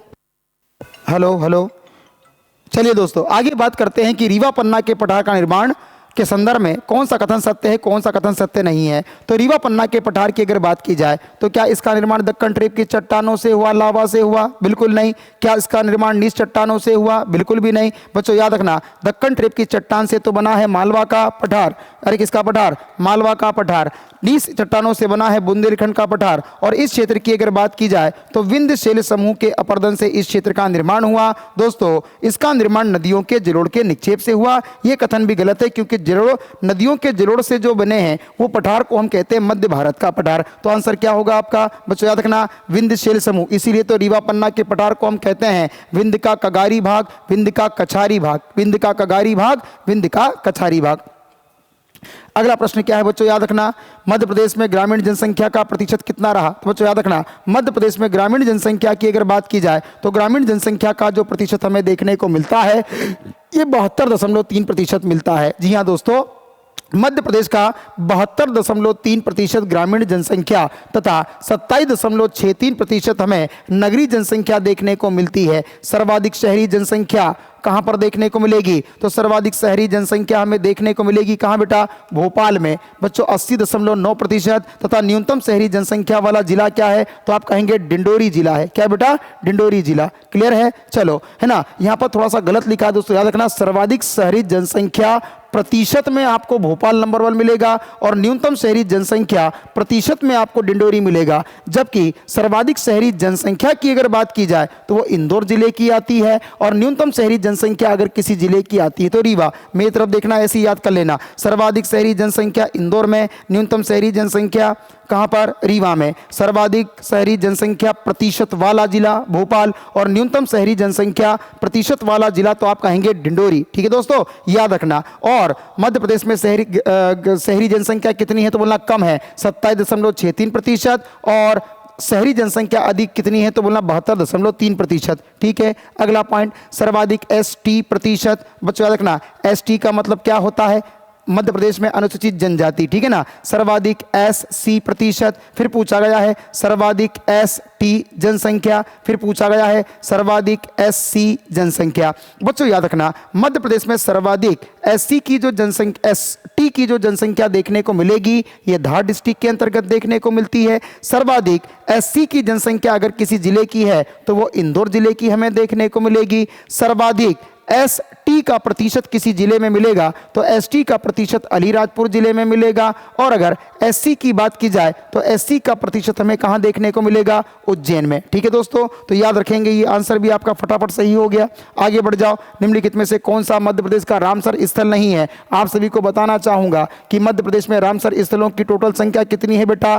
5। अरे कितनी है? 5। और 5 कौन कौन सी? तो मध्य प्रदेश का पहला रामसर स्थल जो है इसका नाम है भोजताल। क्या नाम बेटा? भोजताल। भोजताल की अगर बात की जाए तो भोजताल कहां पर है? तो बोला भोजताल मध्य प्रदेश के भोपाल जिले के अंतर्गत आता है। और इसे रामसर स्थल कब घोषित किया गया? तो हम लिखेंगे सर इसे रामसर स्थल घोषित किया गया 19 अगस्त 2002। 19 अगस्त 2002। वहीं पर दूसरे रामसर स्थल की अगर बात की जाए तो दोस्तों याद रखना, इसका नाम है सांख्य सागर। सांख्य सागर, सांख्य सागर। सांख्य सागर की बात की जाए तो कह देना सांख्य सागर मध्य प्रदेश के शिवपुरी डिस्ट्रिक्ट के अंतर्गत आता है। इसे कब घोषित किया गया? तो कहना 26 जुलाई 2022। 26 जुलाई 2022। 26 जुलाई 2022। एमपी के तीसरे रामसर स्थल की अगर बात की जाए तो एमपी का तीसरा रामसर स्थल आपको क्या देखने को मिलेगा? सिरपुर। क्या बेटा? सिरपुर तालाब। सिरपुर तालाब मध्य प्रदेश के किस जिले में है? इंदौर जिले के अंतर्गत आता है दोस्तों। दोस्तों, याद रखना। इसे कब घोषित किया गया? 3 अगस्त 2022, 3 अगस्त 2022, 3 अगस्त 2022। सिरपुर के बाद आगे बढ़ोगे तो आपको देखने को मिलेगा क्या? तो दोस्तों याद रखना, यशवंत सागर। यशवंत सागर मध्य प्रदेश के किस जिले में है? कहना इंदौर डिस्ट्रिक्ट के अंतर्गत है। इसे कब शामिल किया गया? तो कह देना सर 26/3 के बाद यहां पर आता है 13 अगस्त 2022, 13 अगस्त 2022, 13 अगस्त 2022। और अगर मध्य प्रदेश के सबसे लेटेस्ट की अगर बात की जाए तो इसका नाम है तवा जलाशय। तवा जलाशय कहां आता है दोस्तों? तो तवा जलाशय मध्य प्रदेश के नर्मदापुरम जिले के अंतर्गत आता है। और इसे कब घोषित किया गया? तो आप याद रखना 14 अगस्त 2024, 14 अगस्त 2024, 14 अगस्त 2024 के समय पर इसको क्या घोषित किया गया? तो रामसर स्थल घोषित किया गया। तो भोजताल है, तवा है, गांधी सागर नहीं है, यशवंत है। आंसर क्या होगा? आंसर क्या होगा? सी। आगे बढ़ जाओ। मध्य प्रदेश में 5 लाख से अधिक जनसंख्या वाले नगरों की संख्या कितनी है? तो 5 लाख से अधिक वाले जनसंख्या वाले शहरों की संख्या 5 है। इनके नाम भी याद करना क्योंकि पूछे जाते हैं। सर 5 लाख से अधिक जनसंख्या एक तो इंदौर में मिलती है, एक तो भोपाल में मिलेगी, एक जबलपुर में मिलेगी और एक मिलेगी कहाँ बेटा? ग्वालियर। इंदौर, भोपाल, जबलपुर, ग्वालियर। और इसके अतिरिक्त अगर बात की जाए तो आप याद रखना उज्जैन। ठीक है ना? तो बच्चों याद रखना 5 लाख से अधिक जनसंख्या वाले 5 नगर हैं इंदौर, भोपाल, जबलपुर, ग्वालियर।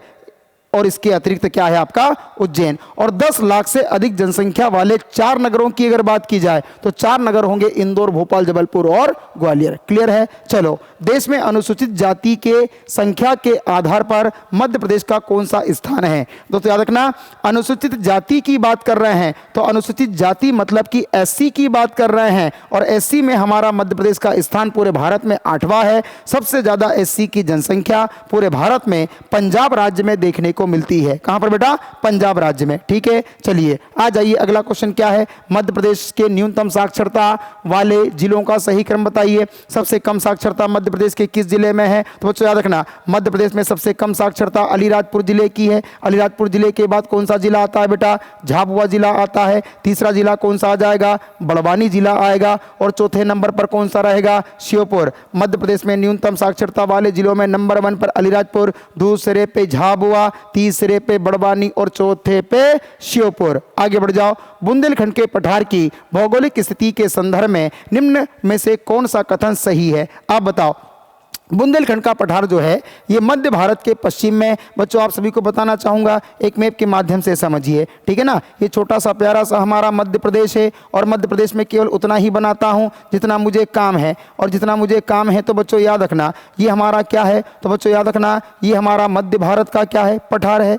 ये बुंदेलखंड यहाँ से शुरू हुआ। ये शुरू हुआ क्या? रीवा पन्ना। ये क्या है बेटा? रीवा पन्ना। अगर कोई पूछे कि यह मध्य भारत के पश्चिम में है तो क्या मध्य भारत के पश्चिम में है? हाँ, मध्य भारत के पश्चिम में इसका ये वाला पार्ट आपको देखने को मिलेगा। दूसरा, सर मालवा के पठार के दक्षिण में है।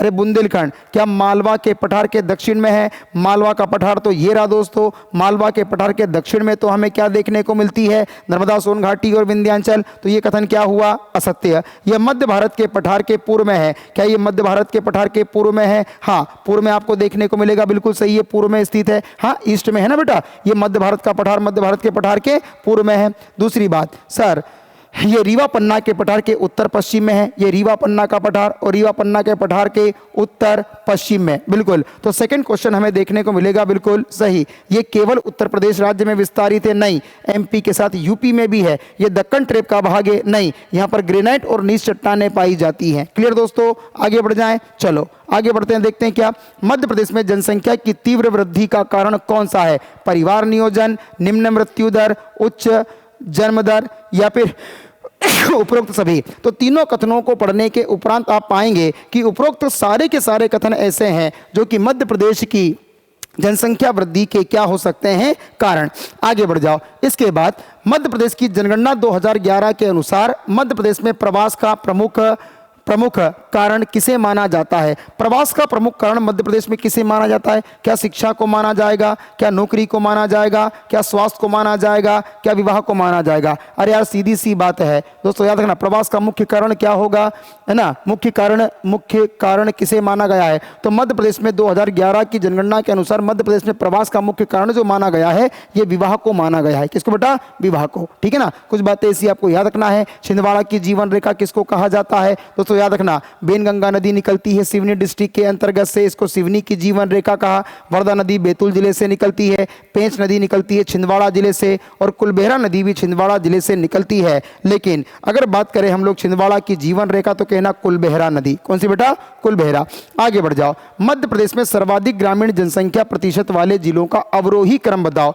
अवरोही क्रम का मतलब होता है क्या? तो दोस्तों याद रखना, सर्वाधिक ग्रामीण जनसंख्या प्रतिशत, सर्वाधिक ग्रामीण जनसंख्या प्रतिशत में सबसे पहले सर्वाधिक ग्रामीण जनसंख्या वाला जिला, फिर उसके बाद फिर उसके बाद फिर उसके बाद, है ना? मतलब कि बड़े से छोटे की ओर चलना है तो इसे अवरोही कहेंगे। और मध्य प्रदेश में ग्रामीण जनसंख्या प्रतिशत वाले जिलों का क्रम अगर पूछा जाए तो क्रम आपको याद रखना है। सबसे ज्यादा ग्रामीण जनसंख्या प्रतिशत वाला जिला डिंडोरी, दूसरे नंबर पर ग्रामीण जनसंख्या प्रतिशत वाला जिला अलीराजपुर, और तीसरे नंबर पर ग्रामीण जनसंख्या वाला जिला क्या होगा? सीधी होगा। क्लियर है? चलो भाई साहब आगे बढ़ जाओ। इसके बाद बंगाल टाइगर के लिए प्रसिद्ध बांधवगढ़ राष्ट्रीय उद्यान के किस मादा बाघ को नेशनल जियोग्राफिक मैगजीन के पृष्ठ कवर पर प्रदर्शित किया गया? क्या सीता बाघिन को, क्या मोहिनी बाघिन को, क्या राधा को, क्या रानी को? बच्चों याद रखना, सीता बाघिन सीता बाघिन सीता बाघिन। कहा जाता है कि सीता बाघिन का फोटो नेशनल जियोग्राफिक मैगजीन के कवर पेज पर छापा गया था, तब से ये प्रसिद्धि का कारण है।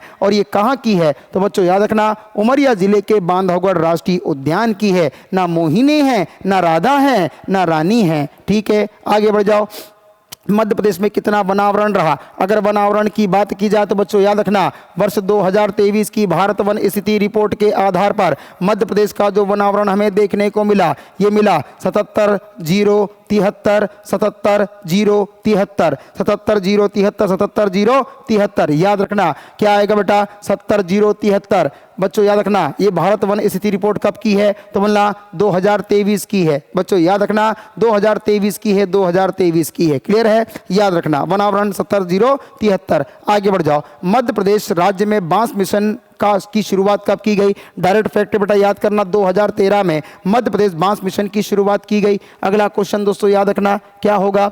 सर नर्मदा नदी की लंबाई कितनी है? सभी को पता है कि 13-12 किलोमीटर की लंबाई के साथ यह मध्य प्रदेश की सबसे बड़ी नदी है, और मध्य प्रदेश की इसको जीवन रेखा कहा जाता है। मध्य प्रदेश में इसकी लंबाई है 1077, और टोटल लंबाई कितनी है? 13-12 किलोमीटर। 13-12 किलोमीटर के साथ ये भारत की 5वीं और मध्य प्रदेश की पहली सबसे बड़ी रिवर कहलाती है। आगे बढ़ जाओ।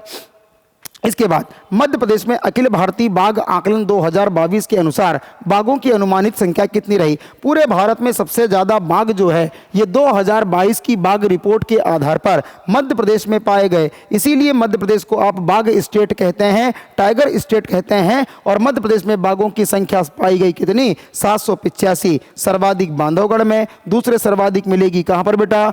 कान्हा-किसली में। आगे बढ़ जाओ। सर मध्य प्रदेश में कुल कितने अभ्यारण्य हैं? दोस्तों याद रखना, मध्य प्रदेश में कुल 25 अभ्यारण्य हैं, और 25 अभ्यारण्यों में से सबसे नवीन अभ्यारण्य जो माना जाता है ये माना जाता है डॉक्टर भीमराव अंबेडकर अभ्यारण्य, जो कि मध्य प्रदेश के किस जिले में है? सागर जिले में है। आगे बढ़ जाओ बेटा। सहस्त्रधारा जलपात किस नदी पर है? सभी को पता है सहस्त्रधारा जलपात किस नदी पर है बेटा? नर्मदा नदी पर। नर्मदा नदी पर किस जिले में है? तो आप सभी को पता है ये आता है महेश्वर में। महेश्वर जिसे कि आप गुप्त काशी के नाम से जानते हैं, महिष्मती के नाम से जानते हैं। और महेश्वर मध्य प्रदेश के किस जिले के अंतर्गत आता है बेटा? खरगोन जिले के अंतर्गत आता है। खरगोन जिले के अंतर्गत आता है। क्लियर है? आगे बढ़ जाओ दोस्तों। बताओ जल्दी से मुझे, किसान कल्याण एवं कृषि विभाग के द्वारा मध्य प्रदेश के फसल क्षेत्रों को कितने भागों में बांटा गया? तो मध्य प्रदेश के कृषि क्षेत्रों को बांटा गया कितने भागों में? 5। लेकिन अगर पूछा जाए क्या कि मध्य प्रदेश में कितने कृषि जलवायु क्षेत्र हैं, तो मध्य प्रदेश में कितने कृषि जलवायु क्षेत्रों की जब भी बात करोगे तो कृषि जलवायु क्षेत्रों की संख्या कितनी मिलेगी? 11। कितनी मिलेगी बेटा? 11।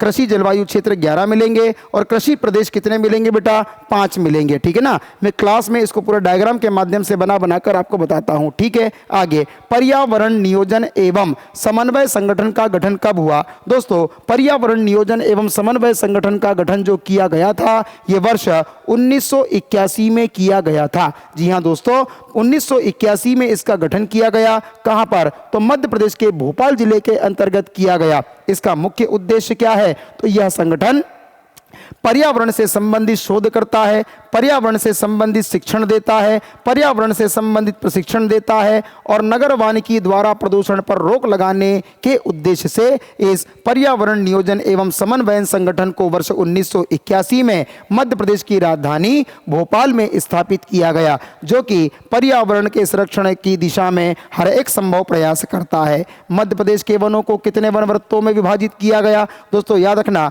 मध्य प्रदेश के वनवृत्तों को 16 वनवृत्तों में विभाजित किया गया। बहुत महत्वपूर्ण बच्चों पूछा जाता है, जिसमें सबसे बड़ा वनवृत्त जो हमें देखने को मिलता है, ये सबसे बड़ा वनवृत्त खंडवा वनवृत्त देखने को मिलता है। सबसे छोटे वनवृत्त की अगर बात की जाए तो सबसे छोटा वनवृत्त नर्मदापुरम अर्थात कि होशंगाबाद हमें देखने को मिलता है। मैंने आपको पहले ही बताया कि वनवृत्त के अंतर्गत आते हैं बेटा वनमंडल, और मध्य प्रदेश में वनमंडलों की संख्या कितनी है? 63। मध्य प्रदेश की पहली वन नीति कब आई? वर्ष 1952 में आई। मध्य प्रदेश की दूसरी वन नीति कब आई? तो वर्ष 2005 में आई। ठीक है दोस्तों, आ जाओ आगे बढ़ जाओ।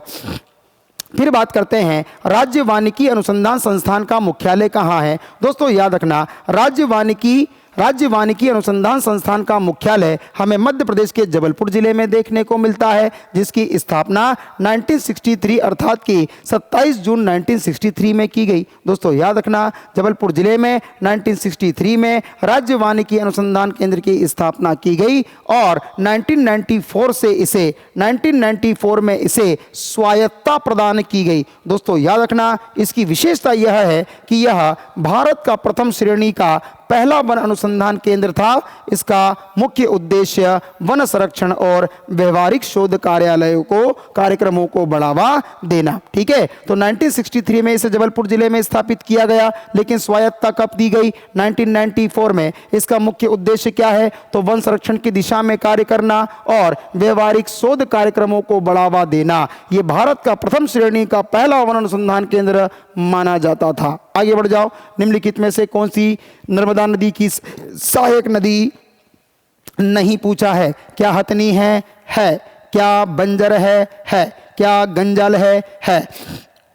क्या हलाली है? नहीं। दोस्तों याद रखना, हलाली नदी किसकी सहायक नदी है? तो हलाली नदी जो है ये हमारी बेतवा नदी की सहायक नदी है और हलाली नदी का प्राचीन नाम थाल था। हलाली नदी का उद्गम अगर कोई पूछे तो कहना सर ये विदिशा से उद्गमित होती है और इसी हलाली नदी पर एक परियोजना निर्मित है। दोस्तों याद रखना, इस परियोजना का नाम है सम्राट अशोक सागर परियोजना। सम्राट अशोक सागर परियोजना, इसे सम्राट अशोक सागर परियोजना कहा जाता है।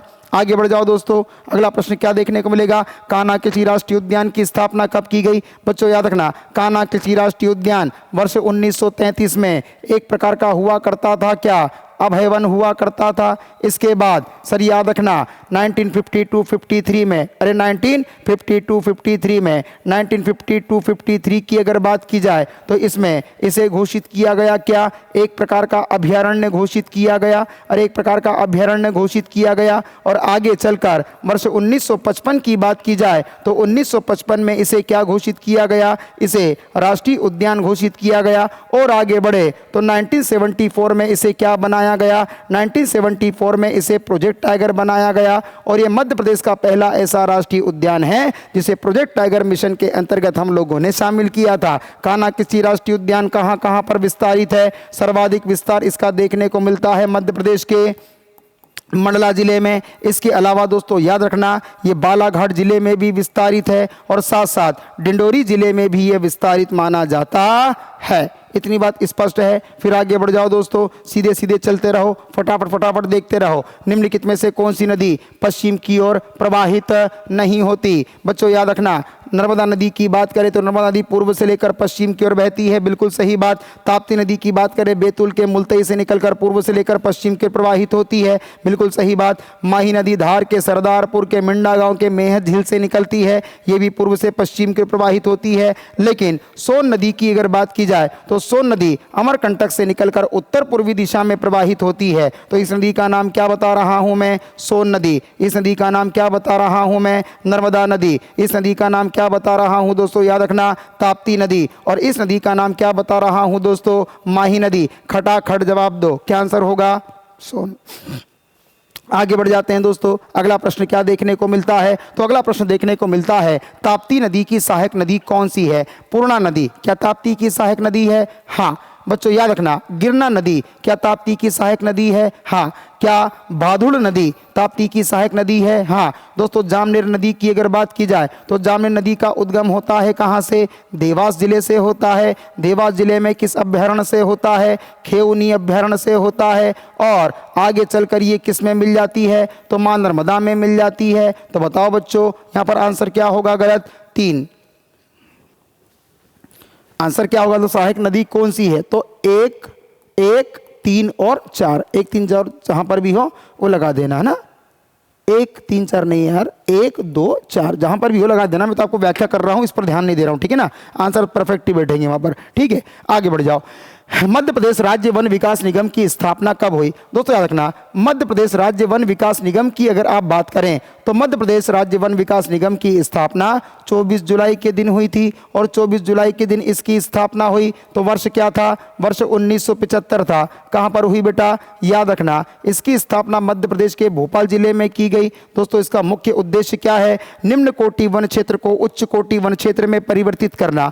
निम्न कोटि वन क्षेत्र को उच्च कोटि वन क्षेत्र में परिवर्तित करना इसका मुख्य उद्देश्य माना जाता है। आगे बढ़ जाओ दोस्तों, बताओ जल्दी से, स्लाइड खत्म हो चुकी है। हमारे 60 क्वेश्चन यहां पर कंप्लीट हो चुके हैं। 60 हो चुके हैं क्या? कितने हो चुके हैं? 60 हो चुके हैं। अब बचे हैं कितने? 40। खटाखट से देखेंगे इन 40 को भी। रुकना लेकिन जाना नहीं कोई कहीं।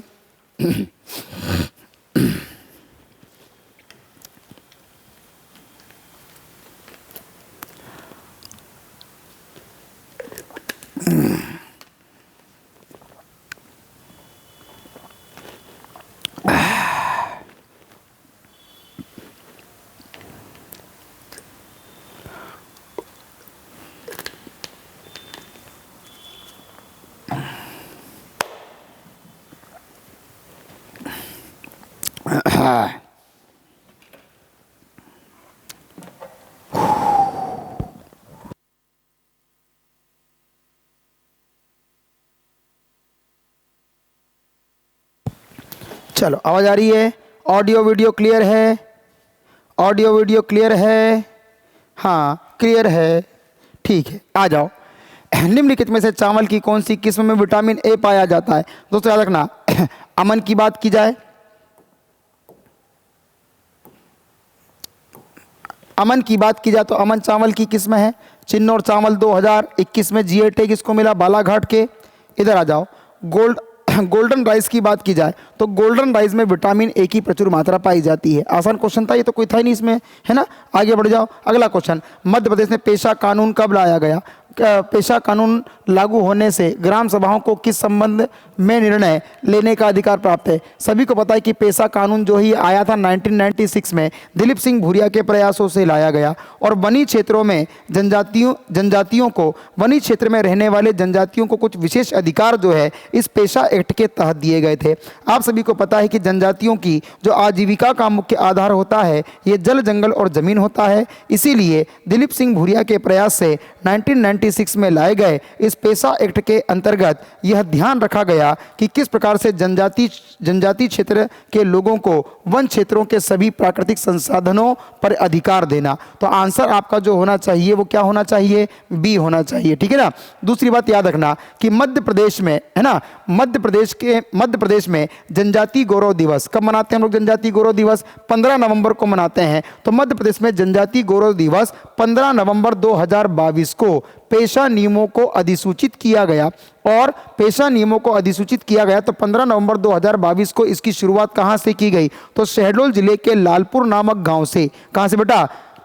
याद रखना, शहडोल जिले के लालपुर नामक गांव से इसकी क्या की गई? शुरुआत। आगे बढ़ जाओ। विंध्याचल पर्वत श्रेणी के पश्चिमी भाग के अंतर्गत निम्नलिखित में से कौन सा स्थल आता है? पश्चिमी भाग की अगर बात की जाए तो मुझे एक बात बताओ, अगर ये विंध्याचल पर्वत श्रृंखला है, विंध्याचल पर्वत श्रृंखला का विस्तार एक तो कहाँ पर आता है बेटा? मालवा क्षेत्र में आता है, ठीक है ना। फिर इधर आ जाओ तो यहाँ पर हमें, अच्छा ये विंध्याचल पर्वत श्रृंखला बना देता हूँ बढ़िया तरीके से। यहाँ पर आओ तो ये हमें देखने को मिलेगा क्या? तो इसे कहेंगे हम भांडेर और इसे क्या कहेंगे? कैमूर, है ना। याद रखना सर, इसको आपने अगर भांडेर कह दिया, इसे अगर आपने कैमूर कह दिया, क्या कह दिया? कैमूर। और इधर दिशा बना दी कि ये ईस्ट दिशा है, इधर दिशा बना दी कि ये पश्चिम दिशा है। तो मालवा क्षेत्र के अंतर्गत आता है एक प्यारा सा स्थल जिसे आप कहते हैं क्या? मांडू। अब आंसर दो बढ़िया तरीके से। विंध्याचल पर्वत श्रृंखला के पश्चिमी भाग के अंतर्गत निम्नलिखित में से कौन सा स्थल आता है? ठीक है ना। क्या त्रिकुटा पर्वत आता है? नहीं। अरे त्रिकुटा पर्वत तो कैमूर पर्वत पर ही स्थित है, जहां पर शारदा माता का प्रसिद्ध क्या है? मंदिर है। गिद्धराज पर्वत, ये भी आपको देखने को मिलेगा कैमूर पर्वत पर ही आता है। त्रिकुटा और गिद्धराज, त्रिकुटा और गिद्धराज, ठीक है। सतना की बात करें तो भैया त्रिकुटा गिद्धराज का विस्तार कहां पर है? सतना जिले के अंतर्गत है। तो सीधी सी बात है, शादियाबाद के नाम से जाना जाता था पहले मांडू, है ना। शादियाबाद इसको कहते थे बच्चे, याद रखना। शादियाबाद इसका प्राचीन नाम था। मांडू को आनंद की नगरी कहा जाता है, सिटी ऑफ जॉय कहा जाता है, महलों की नगरी कहा जाता है, मछलियों की नगरी कहकर भी इसको संबोधित किया जाता है। ये आपका मांडू है। क्लियर दोस्तों, आगे बढ़ जाओ। जनगणना 2011 में 11 के अनुसार मध्य प्रदेश में सर्वाधिक लिंगानुपात किस धार्मिक समुदाय का रहा? तो इस आंकड़े को याद ही कर लेना। सर्वाधिक लिंगानुपात किस धार्मिक समुदाय का रहा? तो बोलना ईसाई धर्म का रहा। किसका रहा बेटा? ईसाई धर्म का। अगला क्वेश्चन, 2011 की जनगणना के अनुसार मध्य प्रदेश में न्यूनतम बाल जनसंख्या वाला जिला? तो बच्चों याद रखना, हर बालक हरदा में नहीं रहता। मैंने तो ऐसा याद कर रखा है, हर बालक हरदा में नहीं रहता, मतलब हरदा में बाल जनसंख्या कैसी मिलेगी? न्यूनतम। हर बालक हरदा में नहीं रहता, मतलब कि बाल जनसंख्या न्यूनतम कहां मिलेगी? हरदा। आगे बढ़ जाओ। ठीक है दोस्तों, बामनी दादर नामक सनसेट पॉइंट कहां पर है? अरे यार, बामनी दादर की बात करें तो बोलना बामनी दादर नामक सनसेट पॉइंट कान्हा किसली राष्ट्रीय उद्यान में है। कान्हा किसली राष्ट्रीय उद्यान कहां? मंडला। अब बात अगर बामनी दादर की हो रही है तो बामनी दादर ही नहीं, यहां पर आपको देखने को मिलेगी एक घाटी जिसका नाम है हालो घाटी, एक मिलेगी बेटा क्या?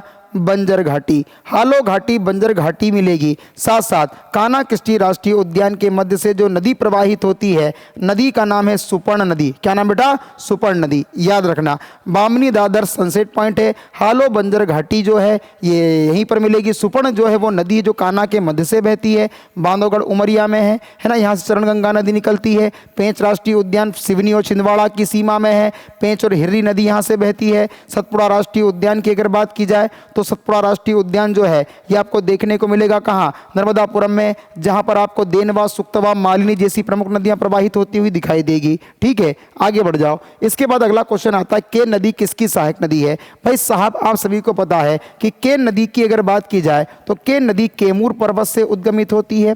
कैमूर पर्वत के अंतर्गत आने वाले कटनी जिले से उद्गमित होती है और केन नदी उत्तर पूर्वी दिशा में बहती है। मध्य प्रदेश में तो प्रवाहित होती ही होती है, यूपी में भी प्रवाहित होती है। मध्य प्रदेश के दो प्रमुख जिले हैं बच्चे, जिनमें एक का नाम पन्ना है, दूसरे जिला है इसका नाम क्या है बेटा? छतरपुर जिला है। छतरपुर पन्ना में बहती है और चली जाती है उत्तर प्रदेश। उत्तर प्रदेश में एक घाट आता है, घाट का नाम दोस्तों याद रख लेना, चिल्ला घाट। चिल्ला घाट कहाँ आता है? तो चिल्ला घाट बांदा के अंतर्गत आता है। अरे बांदा कहाँ आता है? तो बांदा यूपी में आता है। यूपी का बांदा, और बांदा में चिल्ला, और चिल्ला घाट किस नदी के तट पर है? यमुना नदी के तट पर है। तो बच्चों बताओ, मध्य प्रदेश की सबसे खूबसूरत नदी जिसका नाम मैं आपको बता रहा हूं, केन नदी, 427 किलोमीटर की क्या है बेटा? इसकी लंबाई है। शुक्तिमती, दीर्णावती, स्वेनी, केनास कयाल के नाम से जानी जाती है। ये यमुना की सहायक नदी है। क्लियर दोस्तों?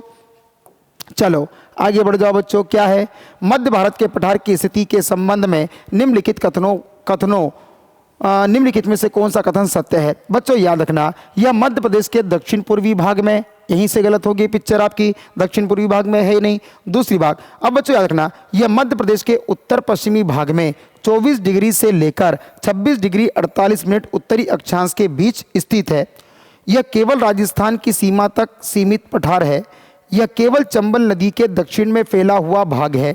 अब इसमें से आपको सही कथन चुनना है। तो बच्चों यहाँ पर याद रखना, चंबल नदी के दक्षिण भाग में फैला है, यह कथन भी सत्य हो सकता है और इसकी अक्षांशीय स्थिति वाला पॉइंट भी सही हो सकता है। लेकिन इन दोनों में से सबसे सटीक अगर पूछा जाए तो सबसे सटीक होगा बी। उसका कारण यह है कि चंबल नदी के संदर्भ में ऐसा भी बोला जा सकता है कि चंबल नदी मध्य भारत के पठार से बहती है, मुरैना जिले से, भिंड जिले से, श्योपुर जिले से, है ना।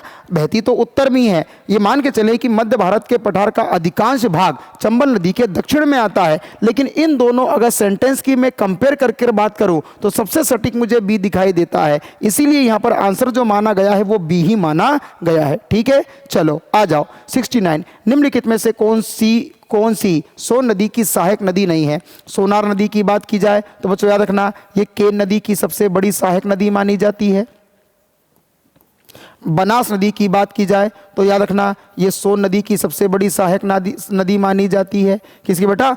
सोन नदी की सबसे बड़ी सहायक नदी मानी जाती है। उत्तरी कोयल नदी का संदर्भ मध्य प्रदेश से है ही नहीं। गोपत नदी जो है बच्चों याद रखना, इसका संबंध भी वैसे एमपी से नहीं है, लेकिन फिर भी याद रखना ये सोन नदी में मिलती है। तो सोन नदी की सहायक नदियां एक तो मिलेगी बनास, एक मिलेगी रिहंद और एक मिलेगी गोपत।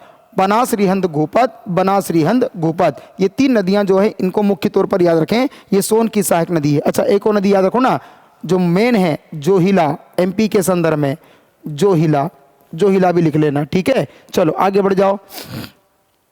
आगे बढ़कर देखना है बहुटी जलप्रपात किस नदी पर अवस्थित है? सभी को पता है दोस्तों, याद रखना सेलर नदी की अगर बात की जाए तो सेलर नदी पर बना है मध्य प्रदेश का सबसे ऊंचा जलप्रपात, जिसका नाम है बहुटी जलप्रपात, जिसकी ऊंचाई कितनी है? 198 मीटर की इसकी ऊंचाई है। मध्य प्रदेश के किस जिले में है? मध्य प्रदेश के मऊगंज जिले के अंतर्गत आता है। क्लियर दोस्तों, आगे बढ़ जाओ। टोंस नदी की अगर बात की जाए, टोंस नदी की बात की जाए तो टोंस नदी पर एक जलप्रपात कौन सा है बेटा? पूर्वा, और पूर्वा के साथ साथ एक जलप्रपात आपको देखने को मिलेगा पियावन। ठीक है ना, दोनों के दोनों जलप्रपात टोंस नदी पर किस जिले में मिलेंगे? रीवा। किस जिले में? रीवा। इधर आ जाओ। धसान नदी की बात की जाए तो इस पर कोई जलप्रपात नहीं है। केवल याद रखना धसान का प्राचीन नाम जो है ये दर्शाने हमें देखने को मिलता है। और धसान नदी किसकी सहायक नदी है? तो धसान नदी बेतवा नदी की सहायक नदी है। क्लियर है। बीहड़ नदी की बात की जाए तो बीहड़ नदी जो है बच्चों याद रखना, बीहड़ नदी पर मिलेगा चचाई जलप्रपात। चचाई जलप्रपात किस जिले में आता है?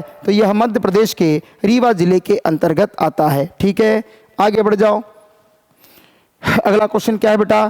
तपोवन रोपणी कहाँ अवस्थित है? तपोवन रोपणी की अगर बात करोगे तो तपोवन रोपणी जो है ये एक प्रकार का इको पर्यटन स्थल है, जिसको आप देख पाओगे कहाँ? ग्वालियर। इको पर्यटन स्थल माना गया है बच्चों, याद रखना इसका नाम क्या है? तो बोलना तपोवन रोपणी। ठीक है ना, तो बच्चों याद रखना इको टूरिज्म जो रोपणी के अनुसार प्रमुख स्थलों पर रोपणी को इको टूरिज्म स्पॉट के रूप में विकसित कर पर्यटकों को आकर्षित करने हेतु अनुसंधान विस्तार वृत्त ग्वालियर के तपोवन रोपणी, अनुसंधान वृत्त रतलाम की रोपणी एवं उज्जैन जिले में शिप्रा विहार रोपणी स्थापित है।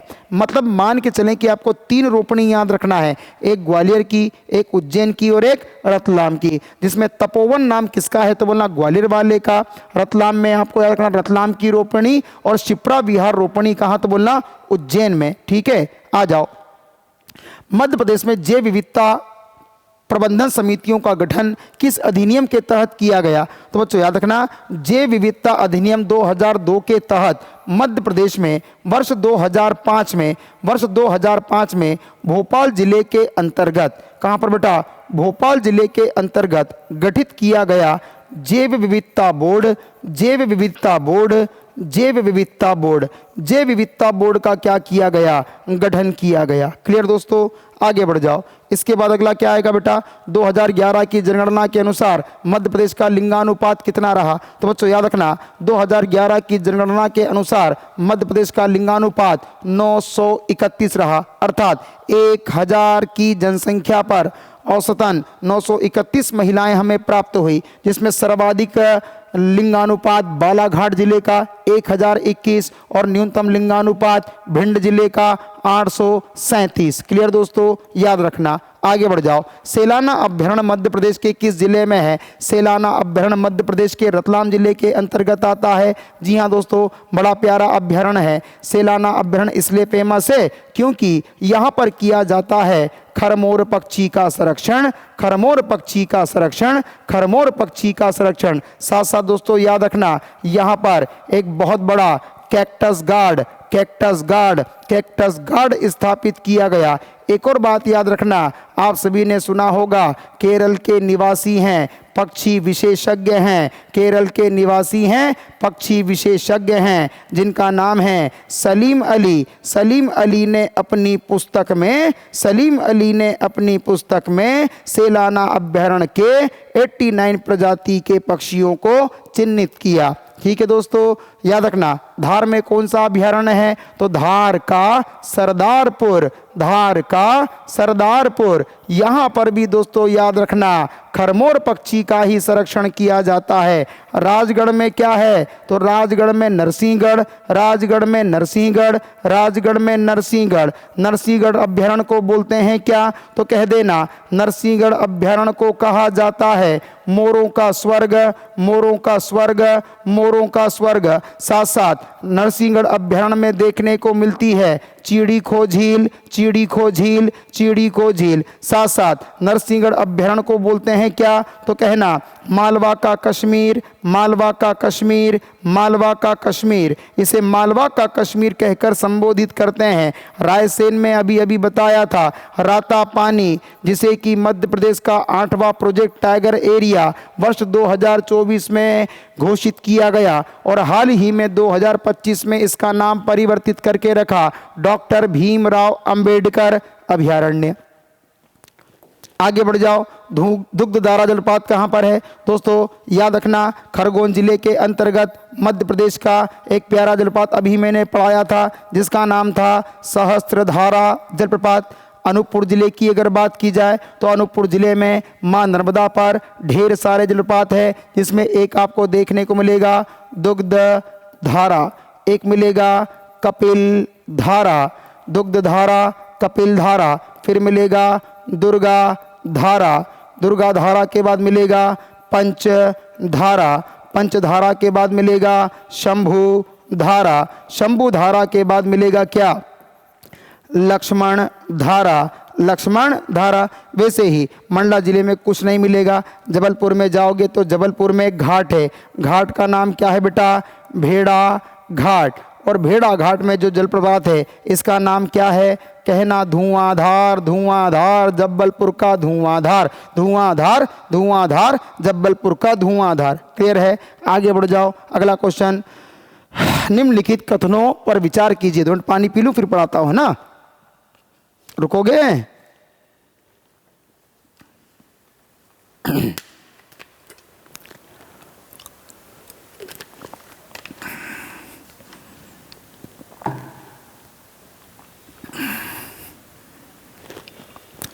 निम्नलिखित कथनों पर विचार करना है। आओ विचार कर लेते हैं। विंध्याचल श्रेणी नर्मदा नदी के उत्तर में और उसके समानांतर स्थित है।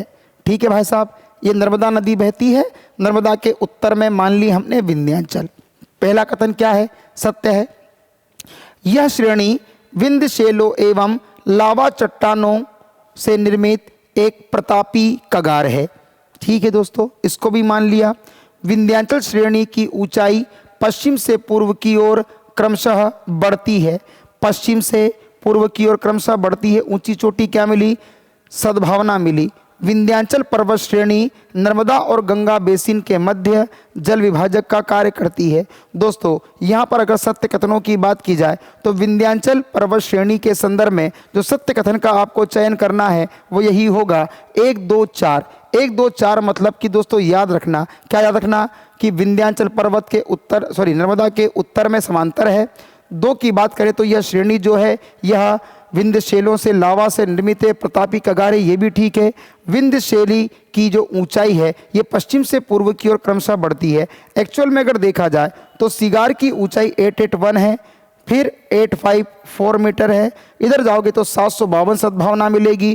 तो पश्चिम से पूर्व की ओर क्रमशः बढ़ती नहीं है बल्कि क्या होती है, घटती है। ठीक है ना। विंध्याचल श्रेणी नर्मदा एवं गंगा बेसिन के मध्य जल विभाजक का कार्य करती है। यह सत्य है, यथार्थ सत्य है। तो क्या होगा, 1 2 4। 1 2 4 मतलब कि आंसर क्या हो जाएगा, सी। आगे बढ़ जाओ। कुनो पालनपुर राष्ट्रीय उद्यान में अफ्रीका महाद्वीप से नामीबिया देश से चीते की स्थिति को लाए गए।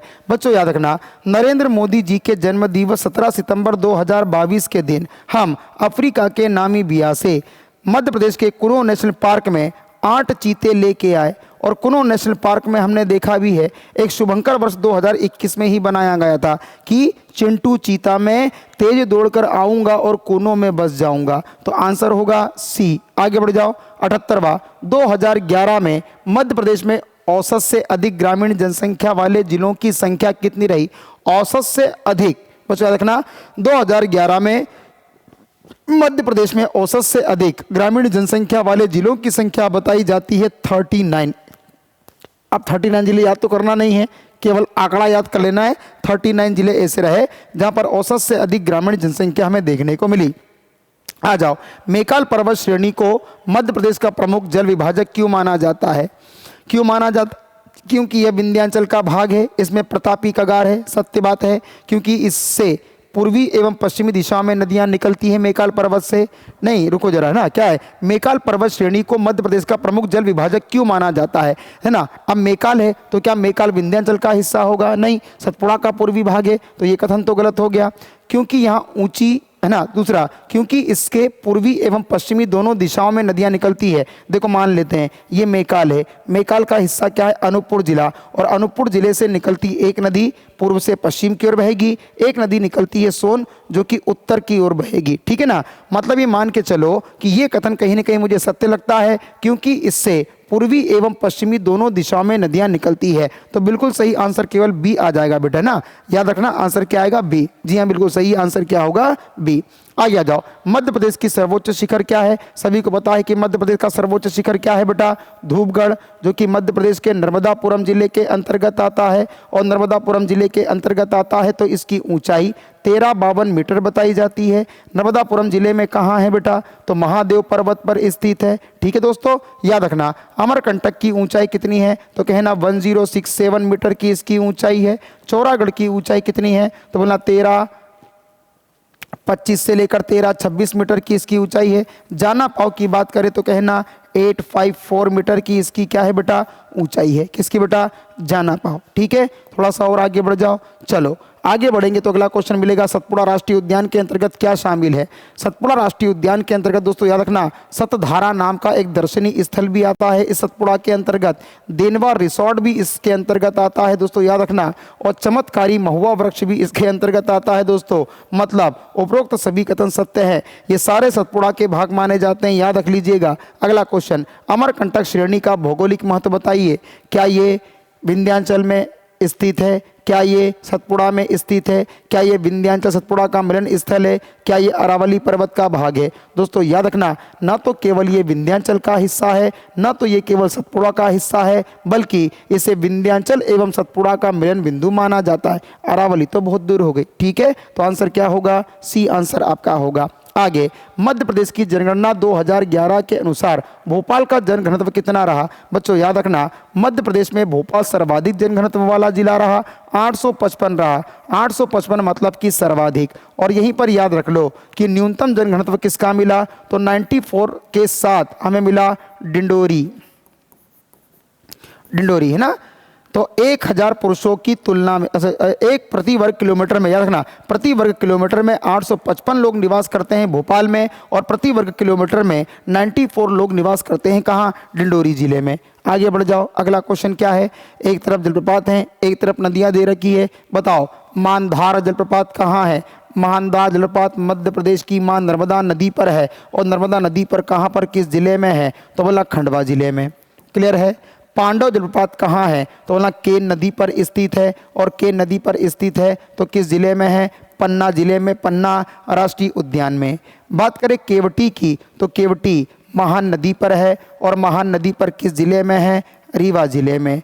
आ जाओ। चूलिया जलप्रपात कहाँ है, तो कहना चंबल नदी पर है। चंबल नदी पर कहाँ पर है, तो बोलना राजस्थान, राजस्थान, राजस्थान, राजस्थान का कोटा। क्लियर दोस्तों, बाकी देख लेना आंसर क्या होगा, बाकी मैंने जमा दिए सारे के सारे। ठीक है, आगे बढ़ जाओ। कैमूर पर्वत श्रेणी का भौगोलिक महत्व क्या है? दोस्तों याद रखना, ये हमारा विंध्याचल है, ये हमारा कैमूर है, और यहाँ आपका अमरकंटक है। यहाँ से नदी निकल रही है, कौन सी नदी? सोन। दूसरी बात, ये एक नदी है जिसका नाम है यमुना, और दोनों नदी किसकी सहायक नदी है? गंगा। अगर कैमूर बीच में ना होता तो सोन अपनी दिशा परिवर्तित ना करके उत्तर की दिशा में बहता और मिल जाता किस नदी में? यमुना नदी में। इसीलिए कहा जाता है कि यह यमुना एवं सोन नदी के मध्य जल विभाजक का कार्य करने वाला पर्वत है। तो आंसर क्या हो जाएगा? बी। चलो अगला क्वेश्चन, सतपुड़ा पर्वत श्रेणी का पश्चिमी भाग कौन सा है? बच्चों, सतपुड़ा पर्वत श्रृंखला मध्य प्रदेश के सबसे दक्षिण में विस्तारित है, जिसके 3 भाग हैं। 3 भाग में सबसे अगर पश्चिमी भाग की बात करें तो इसे कहा जाता है राजपीपला शिखर। मध्य भाग की बात करें तो इसे कहा जाता है महादेव पर्वत।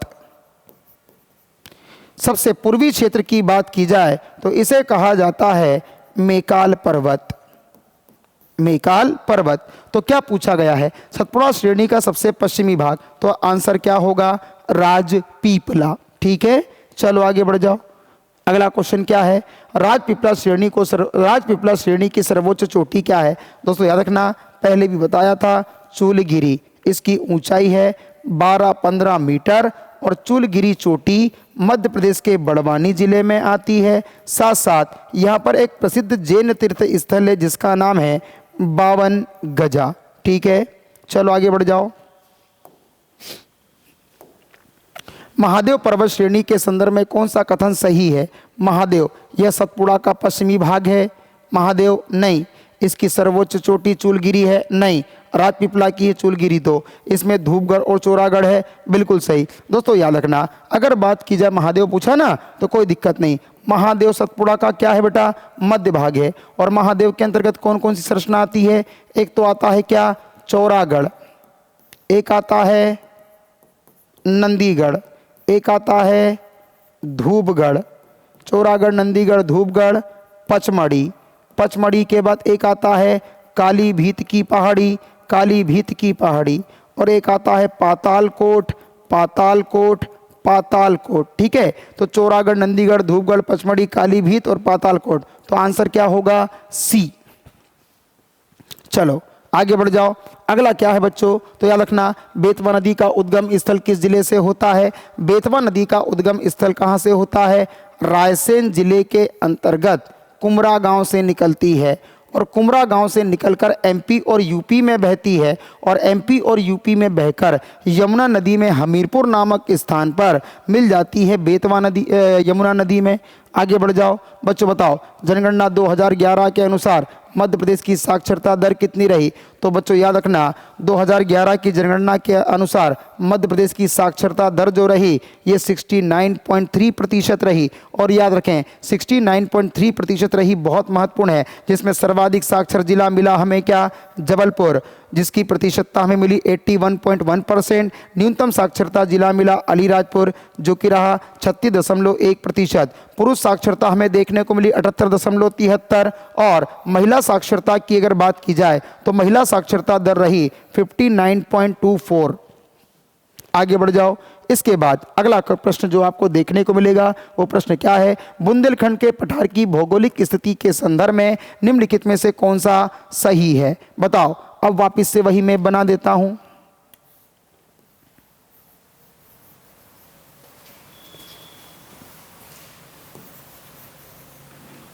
ये आपका बुंदेलखंड है, ये रीवा पन्ना है, ये मालवा है। ठीक है ना? अब ध्यान पूर्वक समझना क्या, यह मध्य भारत के पश्चिम में तथा मालवा, अरे ये क्वेश्चन रिपीट हो चुका है दोस्तों। इसका आंसर मैं आपको बढ़िया तरीके से दे चुका हूं कि इसका आंसर जो होगा वो ये होगा, यह मध्य भारत के पूर्व में और रीवा पन्ना के पठार के उत्तर पश्चिम में है ना। ये प्रश्न पहले रिपीट हो चुका है। ठीक है, आगे बढ़ जाओ। अगला प्रश्न की बात करें, डायनासोर जीवाश्म राष्ट्रीय उद्यान किस जिले में है? दोस्तों आप सभी को मैंने बताया था डिंडोरी जिले के अंतर्गत एक राष्ट्रीय उद्यान आता है जिसे कि घुघुआ कहा जाता है, जिसे कि कहा जाता है जीवाश्म। मध्य प्रदेश का दूसरा जीवाश्म राष्ट्रीय उद्यान क्या है बेटा? धार है। धार मतलब कि धार में मिलेगा डायनासोर, धार में मिलेगा डायनासोर। 2010-11 में अधिसूचित किया गया। तो जीवाश्म राष्ट्रीय उद्यान डायनासोर कहाँ है बेटा? धार डिस्ट्रिक्ट में है। डिंडोरी में तो घुघुआ है। इसके बाद अगला प्रश्न क्या है? 93 बस हम करीब आ चुके हैं।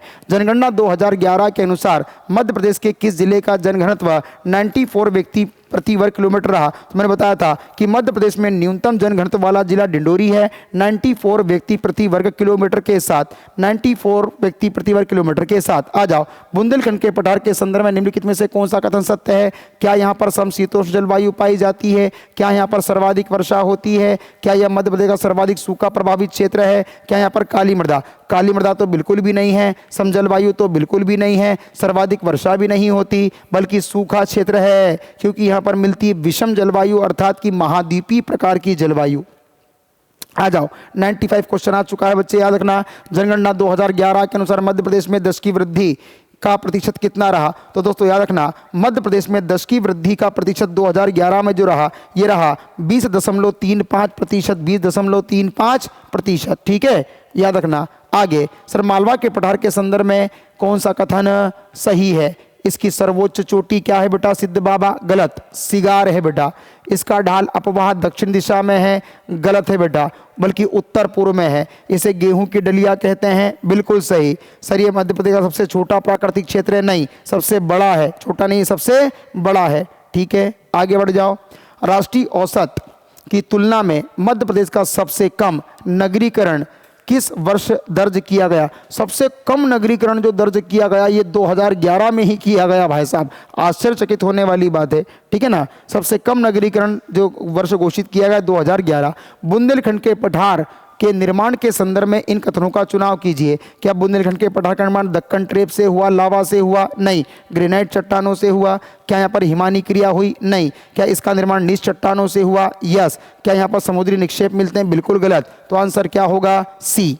और आज का 99वां प्रश्न जो आपको देखने को मिलेगा वो क्या है बेटा? ये मध्य प्रदेश में सर्वाधिक मक्के का उत्पादन किस जिले में होता है? छिंदवाड़ा। छिंदवाड़ा को कहते हैं मध्य प्रदेश की कॉर्न सिटी, मध्य प्रदेश की मक्का नगरी। अगला प्रश्न, वर्ष 2011 में मध्य प्रदेश की औसत नगरीय जनसंख्या से अधिक नगरीकृत जिलों की संख्या कितनी है? तो जिलों की संख्या मिलेगी 11। कितनी मिलेगी? 11। ठीक है मित्रों, तो सीधी सी बात है कि प्रश्न पत्र इतना जटिल नहीं था, आसान प्रश्न पत्र था। ठीक है ना। आपको आंकड़े याद करने होंगे जनगणना के, तभी आपका काम बन पाएगा। ऐसे ही टेस्ट का डिस्कशन लेकर एक बार पुनः आप लोगों के समक्ष में प्रस्तुत होऊंगा।